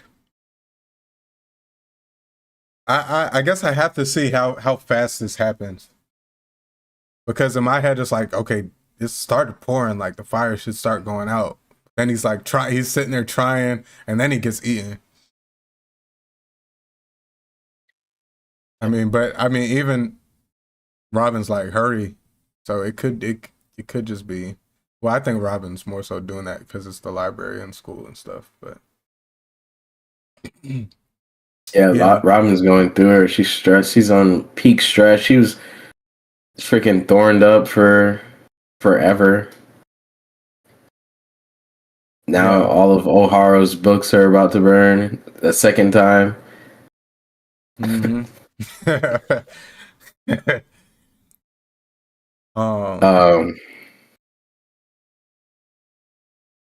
But yeah,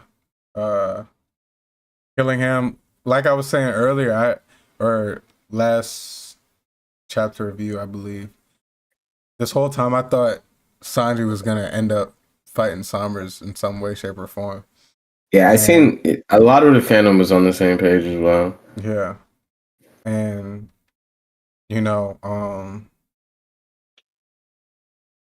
Zoro didn't even fight Summers. It was Luffy who took him out, and Sanji's fighting Killingham, which I think that's I like what Oda has done so far with the Monster Trio and how he's split them up and put them in different scenarios, because it's not what I don't think anyone expected. We kind of seen, especially, well, I say that, and then we get this chapter because Sommer's attitude, like, I'm like, okay, Killingham's a piece of crap too. He's just racist. Like, Yeah. he's just Like racist. y'all haven't even seen. Yeah, we'll see. We'll get to that when we get to it. But We're right here. The what's it called? ODC, Omni Drain Converters. We see them get put to use here. Chucked, boy. Yeah. That's Lilith that threw it, right? Yeah. She had it. Upscale, bro. Yeah, she chucks the energy converter, sucking up all the fire from the school and completely freezing it. Every time a freezing ability pops up, you know where my head going. Is that what froze the Galley Law Hey, Giants? just don't forget my boys. They still froze. They still froze. What did It's that? still crazy to think back like all the way at Punk Hazard, like. And Vegapunk used to be at Punk Hazard. And hey, we not too. You put. Hey, brother. You are now one of my elite employees. You've been promoted. Wow, I didn't even think about it like that too. Dang.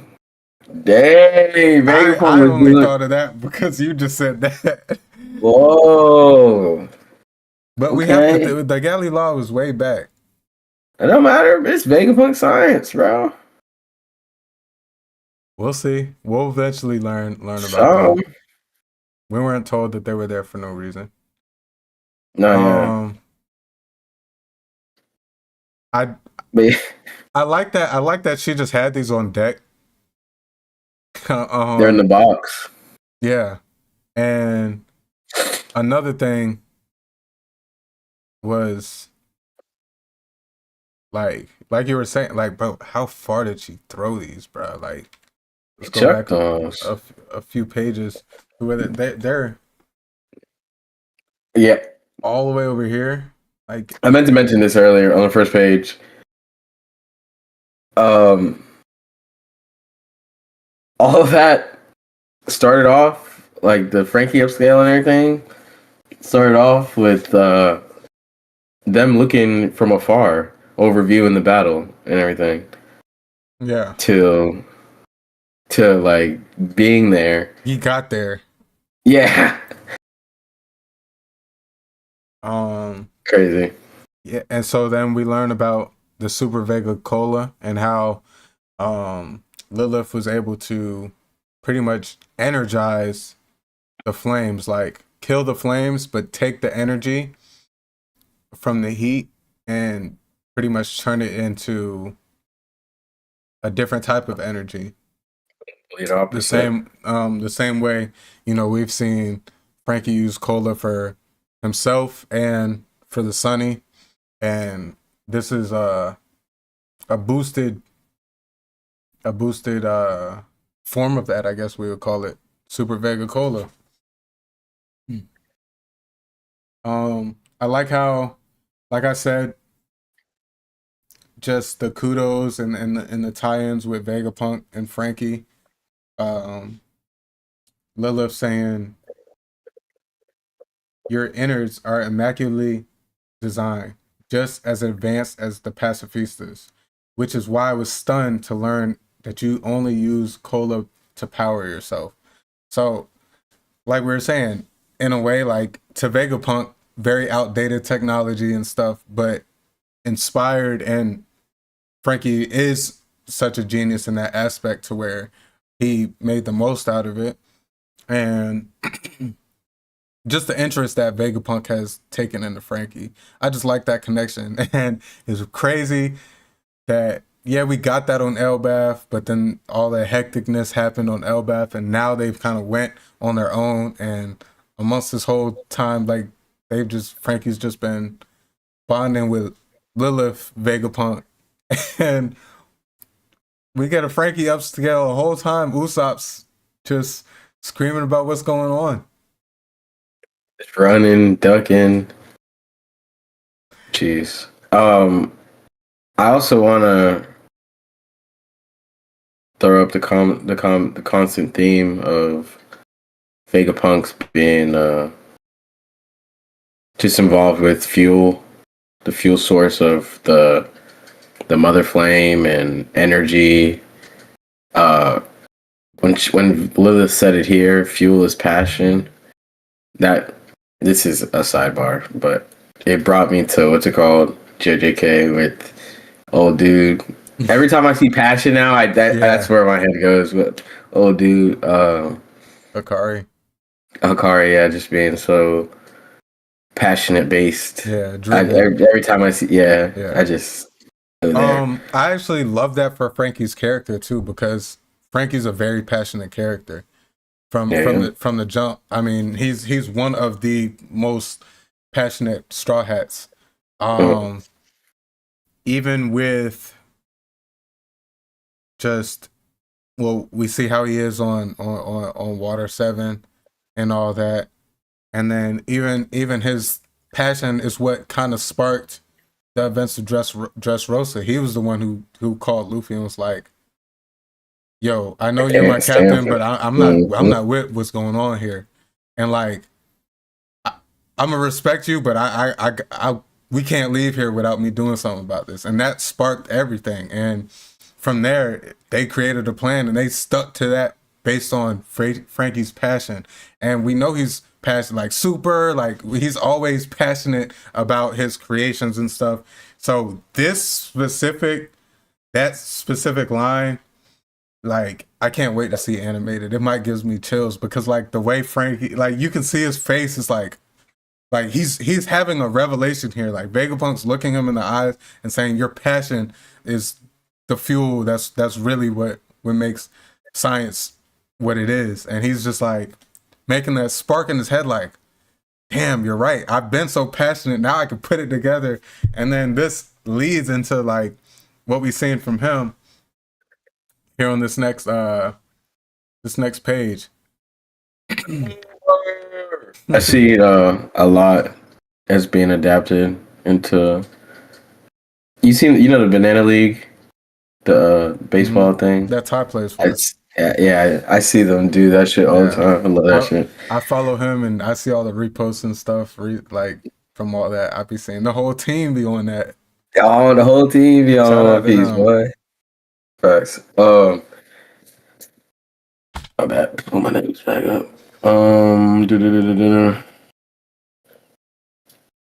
Killingham swallows up Zeus. I want to say something about Zeus, because I just finished Whole Cake, so it's only right for me to talk about like seeing him here now that he popped up in this chapter right when I finished. But just to see, like, we know how he was with Big Mom and stuff, and he gets swallowed here, and his first thing he does is yell out and call for Nami. I just like that, you know, because when Nami first got Zeus, he was like, "You're my servant now. You're my slave now."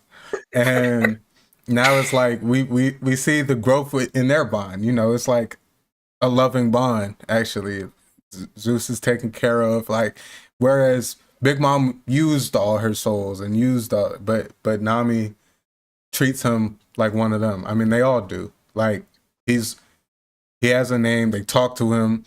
Even earlier, when he's trying to put out the fire, you know, you see Robin calling out to Zeus as well. Like, so he's an honorary member in a way. And I just love the shoot. Even my dog Zeus is getting character development. The fact that he called out the Nami there, I think that Oda did that very intently, because he's calling out for Nami. Like,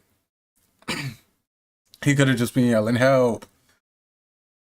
So Yeah, I feel it. I just want to piggyback off what you had said before. Just Frankie and Lilith having that little student teacher moment as well that he couldn't really have with the OG Vegapunk. right. I just thought that was dope. But yeah, for this we panned to Killingham going on a little racist celestial rant about because he sees Jinbei being a fishman in his presence. Kind of crazy, but his teeth are sharp and he kind of looks. He could be a fisherman himself. So Boy, that would be like another Caesar interesting theme, though. He looked like Caesar in that bottom panel to me. No, facts. I do see that. I guess we never got enough of Killingham prior to because I was just like, okay, Summers is just the sadistic, one that talks down to people, and we see that a lot amongst the Celestial Dragons, but they do have different personalities. So even when their interaction when they first got the Elbaf and then Killingham goes in Summers' dreams for salt and stuff. Like, he just kind of seemed a lot more laid back and stuff, and how he portrays himself as a celestial dragon. But like, the moment he sees Jinbei, it's just all like that all goes out the window. It's just like, damn, you're a racist piece of shit. He's like, good thing my mask keeps my air clean. Like, bro, I haven't heard that since I was watching documentaries and stuff about my peoples. I also want to throw in there, when's the last time we seen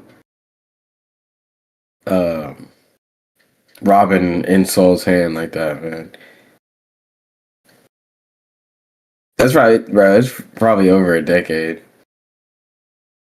I like that she got freed and ran straight to him. Straight to him. Yeah, I didn't even that's actually a nice panel seeing that. I know times are desperate right now, but last time we seen it was a desperate situation. Where he's running to help. Well, at that point he was running to save her and and get her away, but now we see it here and it's stakes are high. Government's being pieces of crap. And we have to survive. Yeah.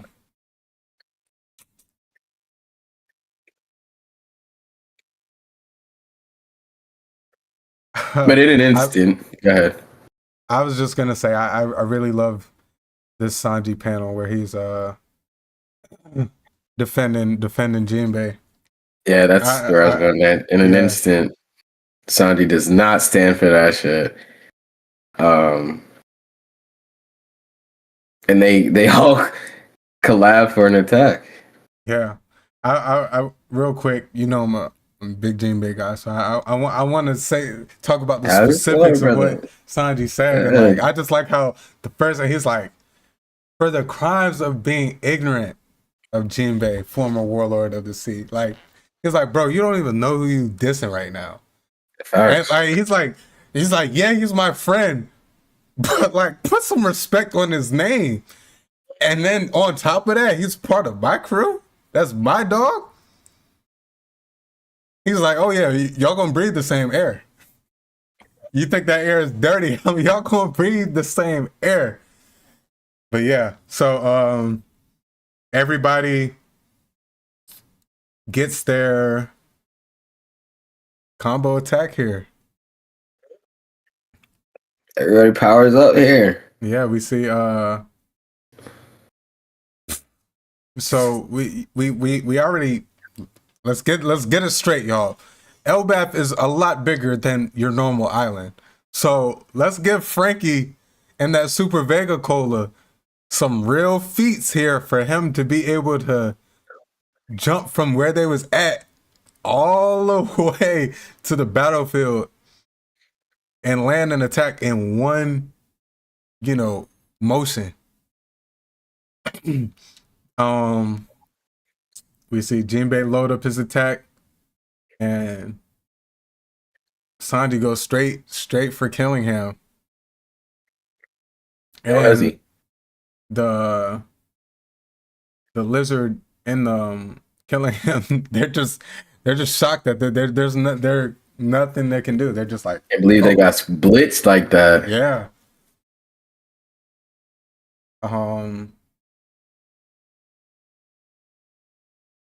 Dexter. Hello.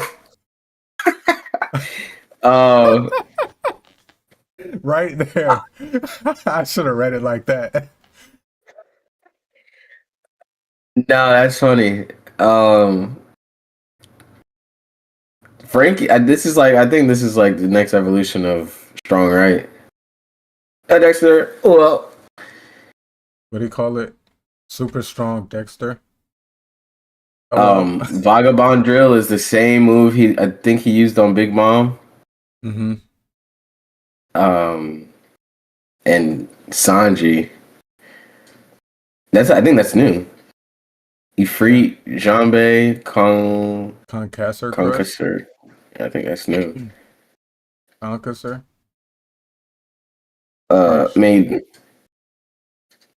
Made quick work of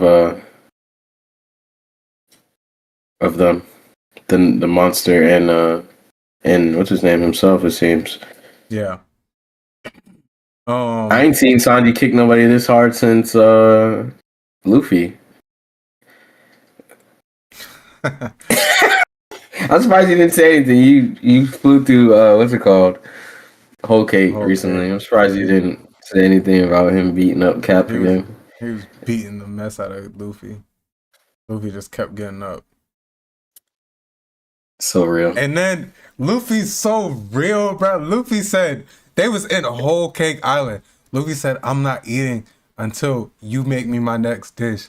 This man was running through the Whole Cake Island, stomach growling. He could have ate anything he wanted to. Stomach growl. First off, I don't know how your stomach was growling when you just ate all them damn crackers, but you was hungry. You was boxing, and we know that tired you out for a good amount of time too. Yeah. But that fight might have lasted a day. What, with Cracker? Yeah. It was a good amount, but he didn't really eat the crackers till the end of the fight though. But yeah, just the combination of Frankie completely obliterating and decapitating the head of this monster, and then Jinbei hitting it in the gut to get it to cough up Zeus. And then on top of that,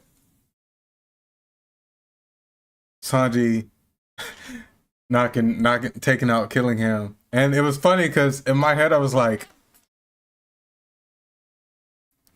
if Sanji just took out killing him, like Jinbei and Frankie could have just chilled and would have went away, and they didn't need to do anything. But I also just good. Oh no, I was just saying, but no, I think it was good that they added this, especially for both Jinbei. The second Celestial Dragon to get there's no better term of saying it, but Sir Charlos or whatever his name, Saint Charlos, where he got smushed by. Who did he get smushed by again? I forgot. Who did that? Smushed? Remember he got his head smushed down in the Marie's Wall? Oh. When he was messing with he was trying to get, what's her name? That wasn't him. Shirahoshi? Different one? No, that was Charlos. That was Charlos? I just got beat up again. That was in the Reverie. Yeah, who was that? Was it one of the Fishman brothers? Huh? Was it one of the Fishman brothers? No. Oh, who did it to them?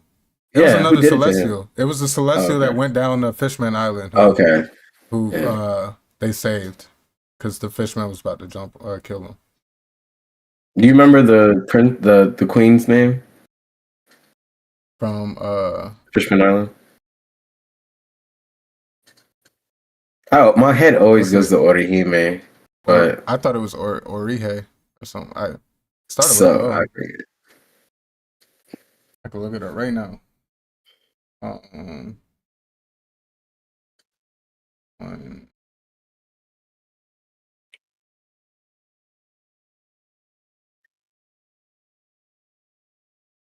Otohime. Orihime. Gotcha. Otohime. Yeah.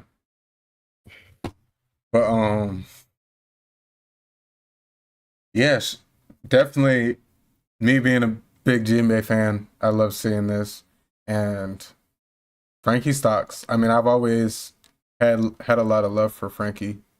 So him getting a power scale, increase was nice because Frankie's always been, we've never respected him for the fade. I mean, we obviously with Senior Pink, they faded it out. It was nothing but respect. The manliest fight, in all of anime, may I Bro. add. But in terms of like a fighter, we've never really ranked Frankie high. Not that this just completely puts him in that category, but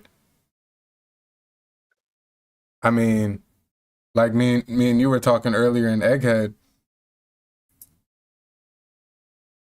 We scale pacifistas to a certain level. Frankie surpassed all that and whatnot. So to see him still have jumps where I feel like some of the other crew may have needed it. I think all the crew needed the jump. So Frankie getting this, him just getting the upscale in Elbaf before Pretty early too, honestly. Usopp is just that is shocking to me. Yeah. That is shocking. I still feel like Frankie might get one end of Elbaf. Another one? Yeah, if he does anything with the ship or Adam Tree, that's another scale. See, I thought that was going to happen in Egghead. I thought Egghead was going to be Frankie's arc, and I thought Elbaf was going to be Usopp's. But I mean, there was nothing they could do. Egghead was they were hectic. Yeah. Last part Final of the chapter. Part, yeah. The Turn Giants versus the Warriors of the Western Village in Zoro. Just seeing this come be animated is gonna be fire. This whole sequence, they really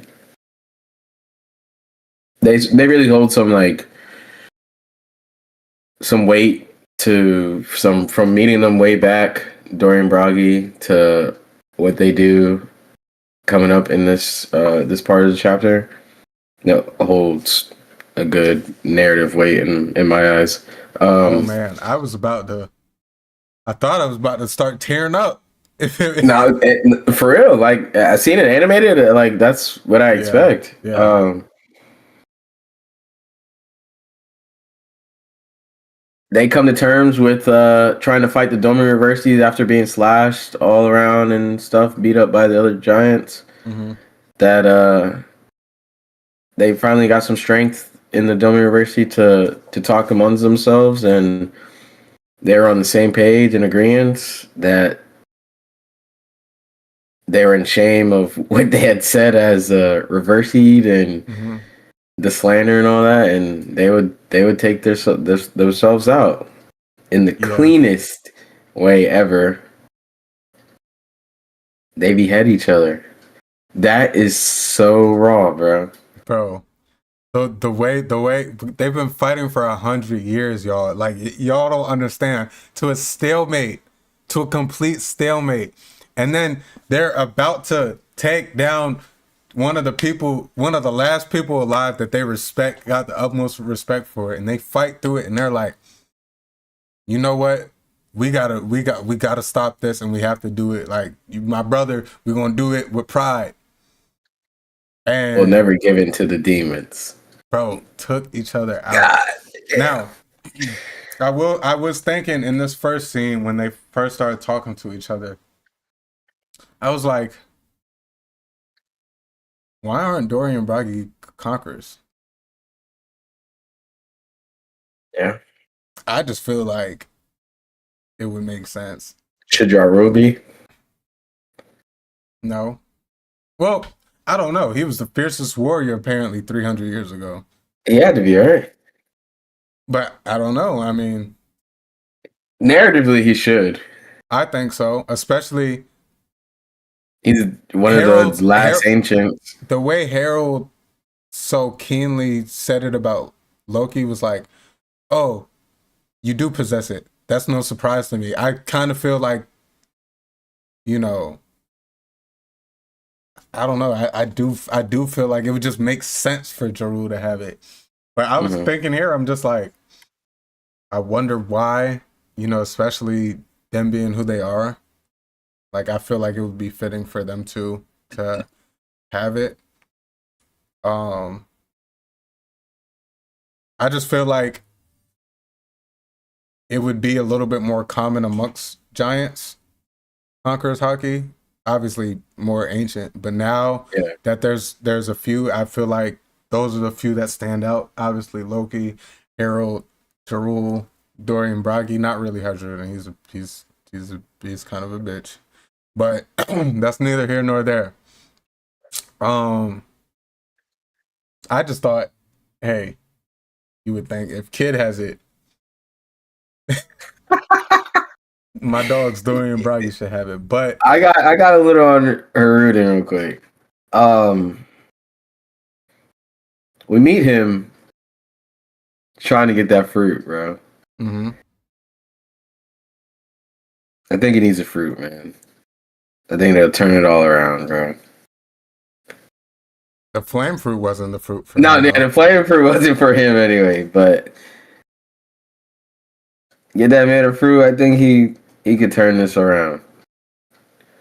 If he doesn't, then I can honestly scale Botchamalea. Bardo's stronger than him. Don't mind me, I'm tripping. I'm not tripping. Yeah. You're not tripping. He don't got no type of hockey feats that I'm like, oh, he could break through Bardo's barrier. He's a fruit, bro. There's nothing. I mean, I see Bardo like, he didn't do anything to Birdcage, but he was able to block it. Like, it wasn't able to break through his barrier, so it was just pushing him back. So I don't see how Druiden breaking it. Hell no. So heroic of them, though. Yes, I do really love this scene. This chapter was great. The scene was so emotional for me. Even it was very emotional for me. I'm just like, and thinking about how it's gonna be animated.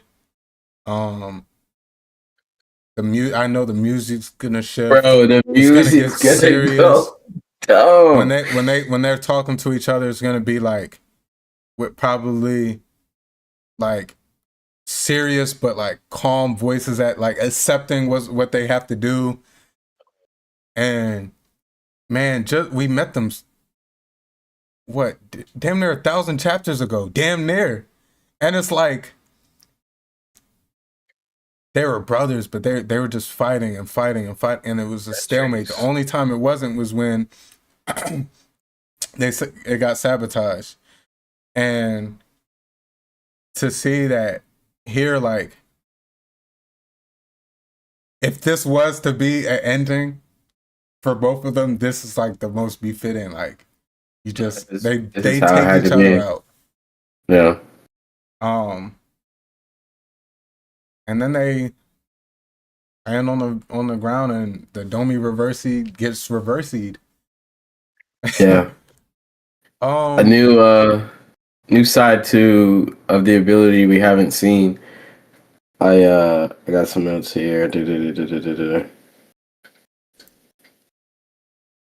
Okay. Yeah, they beheaded themselves, and they reawake unscathed.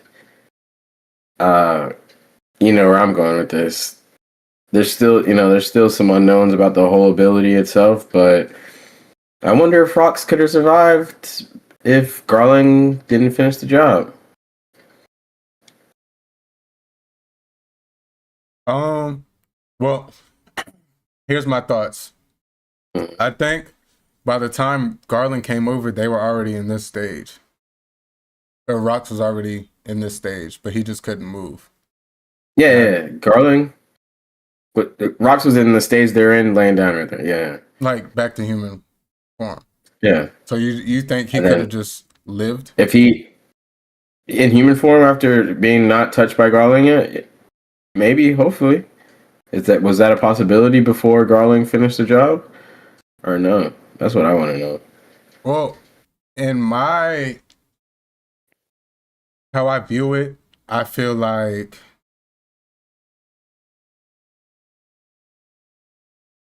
or maybe humans can't take the effects of the Domi-Reversi. I don't necessarily even think it's that. I do think it's a difference in while they were still Domi-Reversi, they just decapitated each other. Rox got hit with Garp and Rogers Supreme King, like all they had. All they had, all in one. I just don't think he was capable of doing anything. Like he regained his consciousness, but I think it was like a situation to where like even if Garland walked up to any of them, Garp, Roger, I think they were all in that like they were that incapacitated to where like they just had to. So like the only way that I could see that is just that Garland's just that sorry. And I genuinely do think that Garland killed Rox in that move because Rox had nothing left. Like, and if like obviously it was off panel, we just kind of seen the motion and the splatter or whatever. But yeah, I seen something on YouTube earlier where people were sparking up a conversation of would Rox still be alive, and I was on the side of no, just because I think it's different. Like I was just talking about, neither Dory or Bragi are confirmed conquerors. These attacks that they were using, it doesn't really seem like anything was infused. It just looks like they're normal slash attacks, and it was able to break the curse. There's more to be learned about that. Maybe because it was through Gunko. Maybe It only has the second mark and not the third. Yeah, like I just think there's different factors to it, to why Dory and Bragi were able to get up, pretty much recovered. Bragi still doesn't have his hand that he lost prior to being reversied, but they were able to pretty much recover and now be in a state to fight back. I think it was different factors between Rox and them, for sure. Okay. And maybe the direct Domi-Reversi from Emu, it could potentially take more of a rougher toll on, because I mean Emu's has Conqueror's hockey and stuff, so like we can imagine, assuming that the Yorosei have the third mark and not the second. Yeah, That's fair. but Gunko could have the third mark too, because she's pretty much like Emu's. She doesn't have a specific title. She's not even technically like a holy knight. She's just like Emu's blade. Yeah, God's blade. I don't expect her to have the third mark, because she was giving in to Brooke at that point. I was like, then she had to get taken over. It's like kind of like how Harold went. I'm trying to prep before this. Oh, let me talk to Brooke real quick. Oh, I'm getting taken over, and I can't do shit about it. Oh yeah, I see what you mean. Yeah, it's interesting. We'll see. Yeah, but still some unknowns. This last little spread, 2-page spread, I think was so clean. Yes. I didn't realize how Druden was like a little bit. It could be an angle, but a little bit bigger than Dorian Bragi. I was just saying in my head, like, so despicable, so disgraceful. Like, how can he even be a man and stand next to those legends there? What, bro? And I'm like, bro, like, bro, I fuck with Dory so much, bro. And I'm just like, bro, why Dory look like a little pipsqueak next to Druden? A little bit. Dory is definitely the cleaner one. Yeah. But even Zoro standing there, that's just gas. Cold. Is it just me, bro? I've not been a fan of Zoro's goggles this arc. Not a fan of his old Elbaf fit, bro. It's not drip. Not drip. Take them shits off. You can only see out of one eye too, bro. What's the aesthetic you trying to reach right now, bro? Bro, what? Why goggles? The fit clean, the other giant, it's just the goggles. The Dorian Bragi have them, Dorian Hardruden. Yeah, Hardruden. Yeah, I guess it could be an Elbaf warrior style. I guess I don't know, it's but still ugly as fuck. Yeah, I'm not with the goggles. That who is that fourth unknown giant? Stenson. Okay. That's Dory's right hand. Okay. I mean, not Dory. He looks like. Why does he look like? You know who? That mustache. Come on, bro. He drew that too similar, bro. Roger. He knew. Yeah, he knew what he was doing, right? Yeah, I think that's Hardruden's first commander on the new giant pirates. He drew that shit too similar, bro. You knew what you was doing, Oda. Isn't he the same one who Nah, that's not him. That was Grandpa Oimo's grandpa. That makes sense. Oimo's on Dorian Bragi's crew. They're a lot older. And then Stanson is whatchamacallit's right hand. He's pretty much like Hardruden's Bragi, I guess. What they're trying to portray it as. Yeah, we get the final spread of the Giants and Zoro all lined up in agreement. They can go all out. Cold. Get the kids inside. That's gonna be so clean. Oh, he said you hate to see it. It's a real shame. It pains me inside. A real heartbreaker. Don't take it personally, but prepare to. They about to snapping, bro. Yonko, back-to-back chapters. Oh God, Yonko back-to-back. W. Oda. Shout out to Oda, man. This is great. Yeah, for sure. I love it. Can't wait to see this animated. Can't wait to get more chapters. We have a break week next week, but any final thoughts on 1175, 1176 before we wrap up today's episode? I think there are some leaks coming out. So I'm hyped for that. So I'm away from me. If y'all watch the leaks, salute to y'all. Or not watch. Read the leaks and stuff. Salute to y'all. Keep them out the comments on any of our content, please.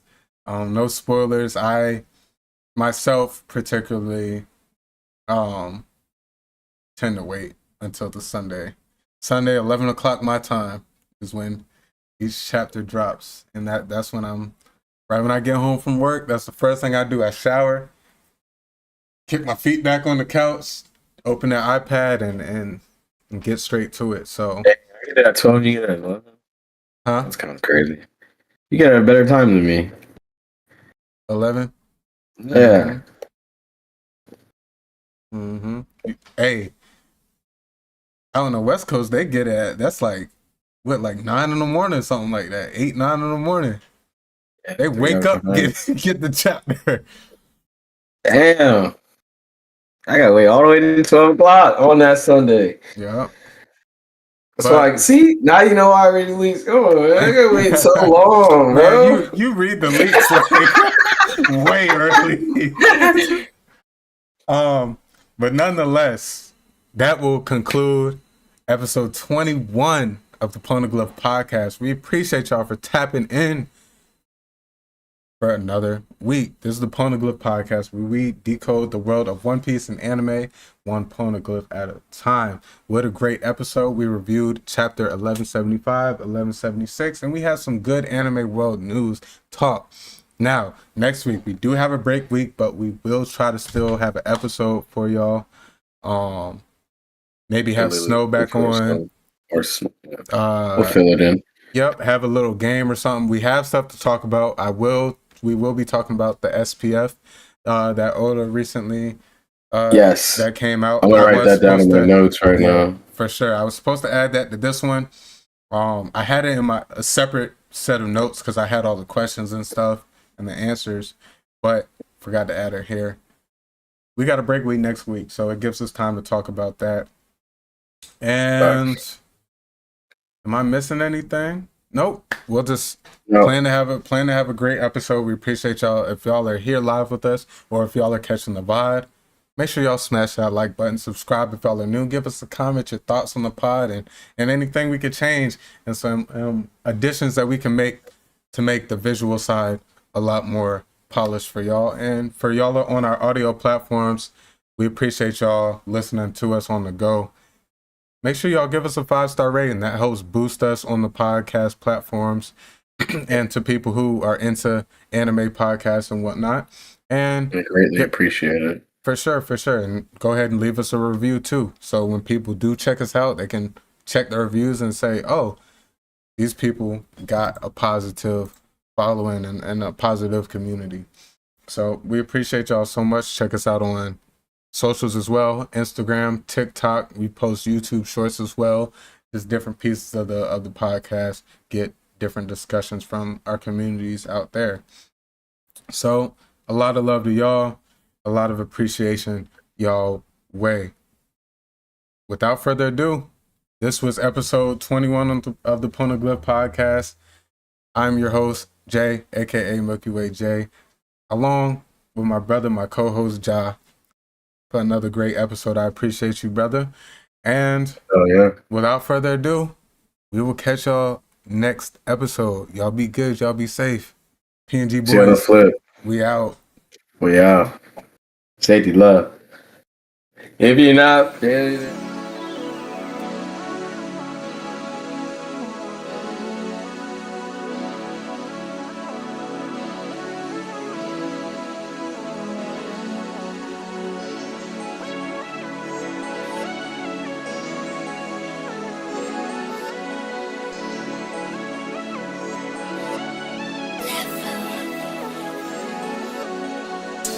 If you're not feeling it, be honest. I'm dashing in the coupe and going Sonic speed.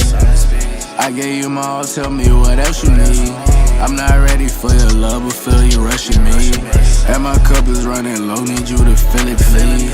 I remember all those times it was a simple thing.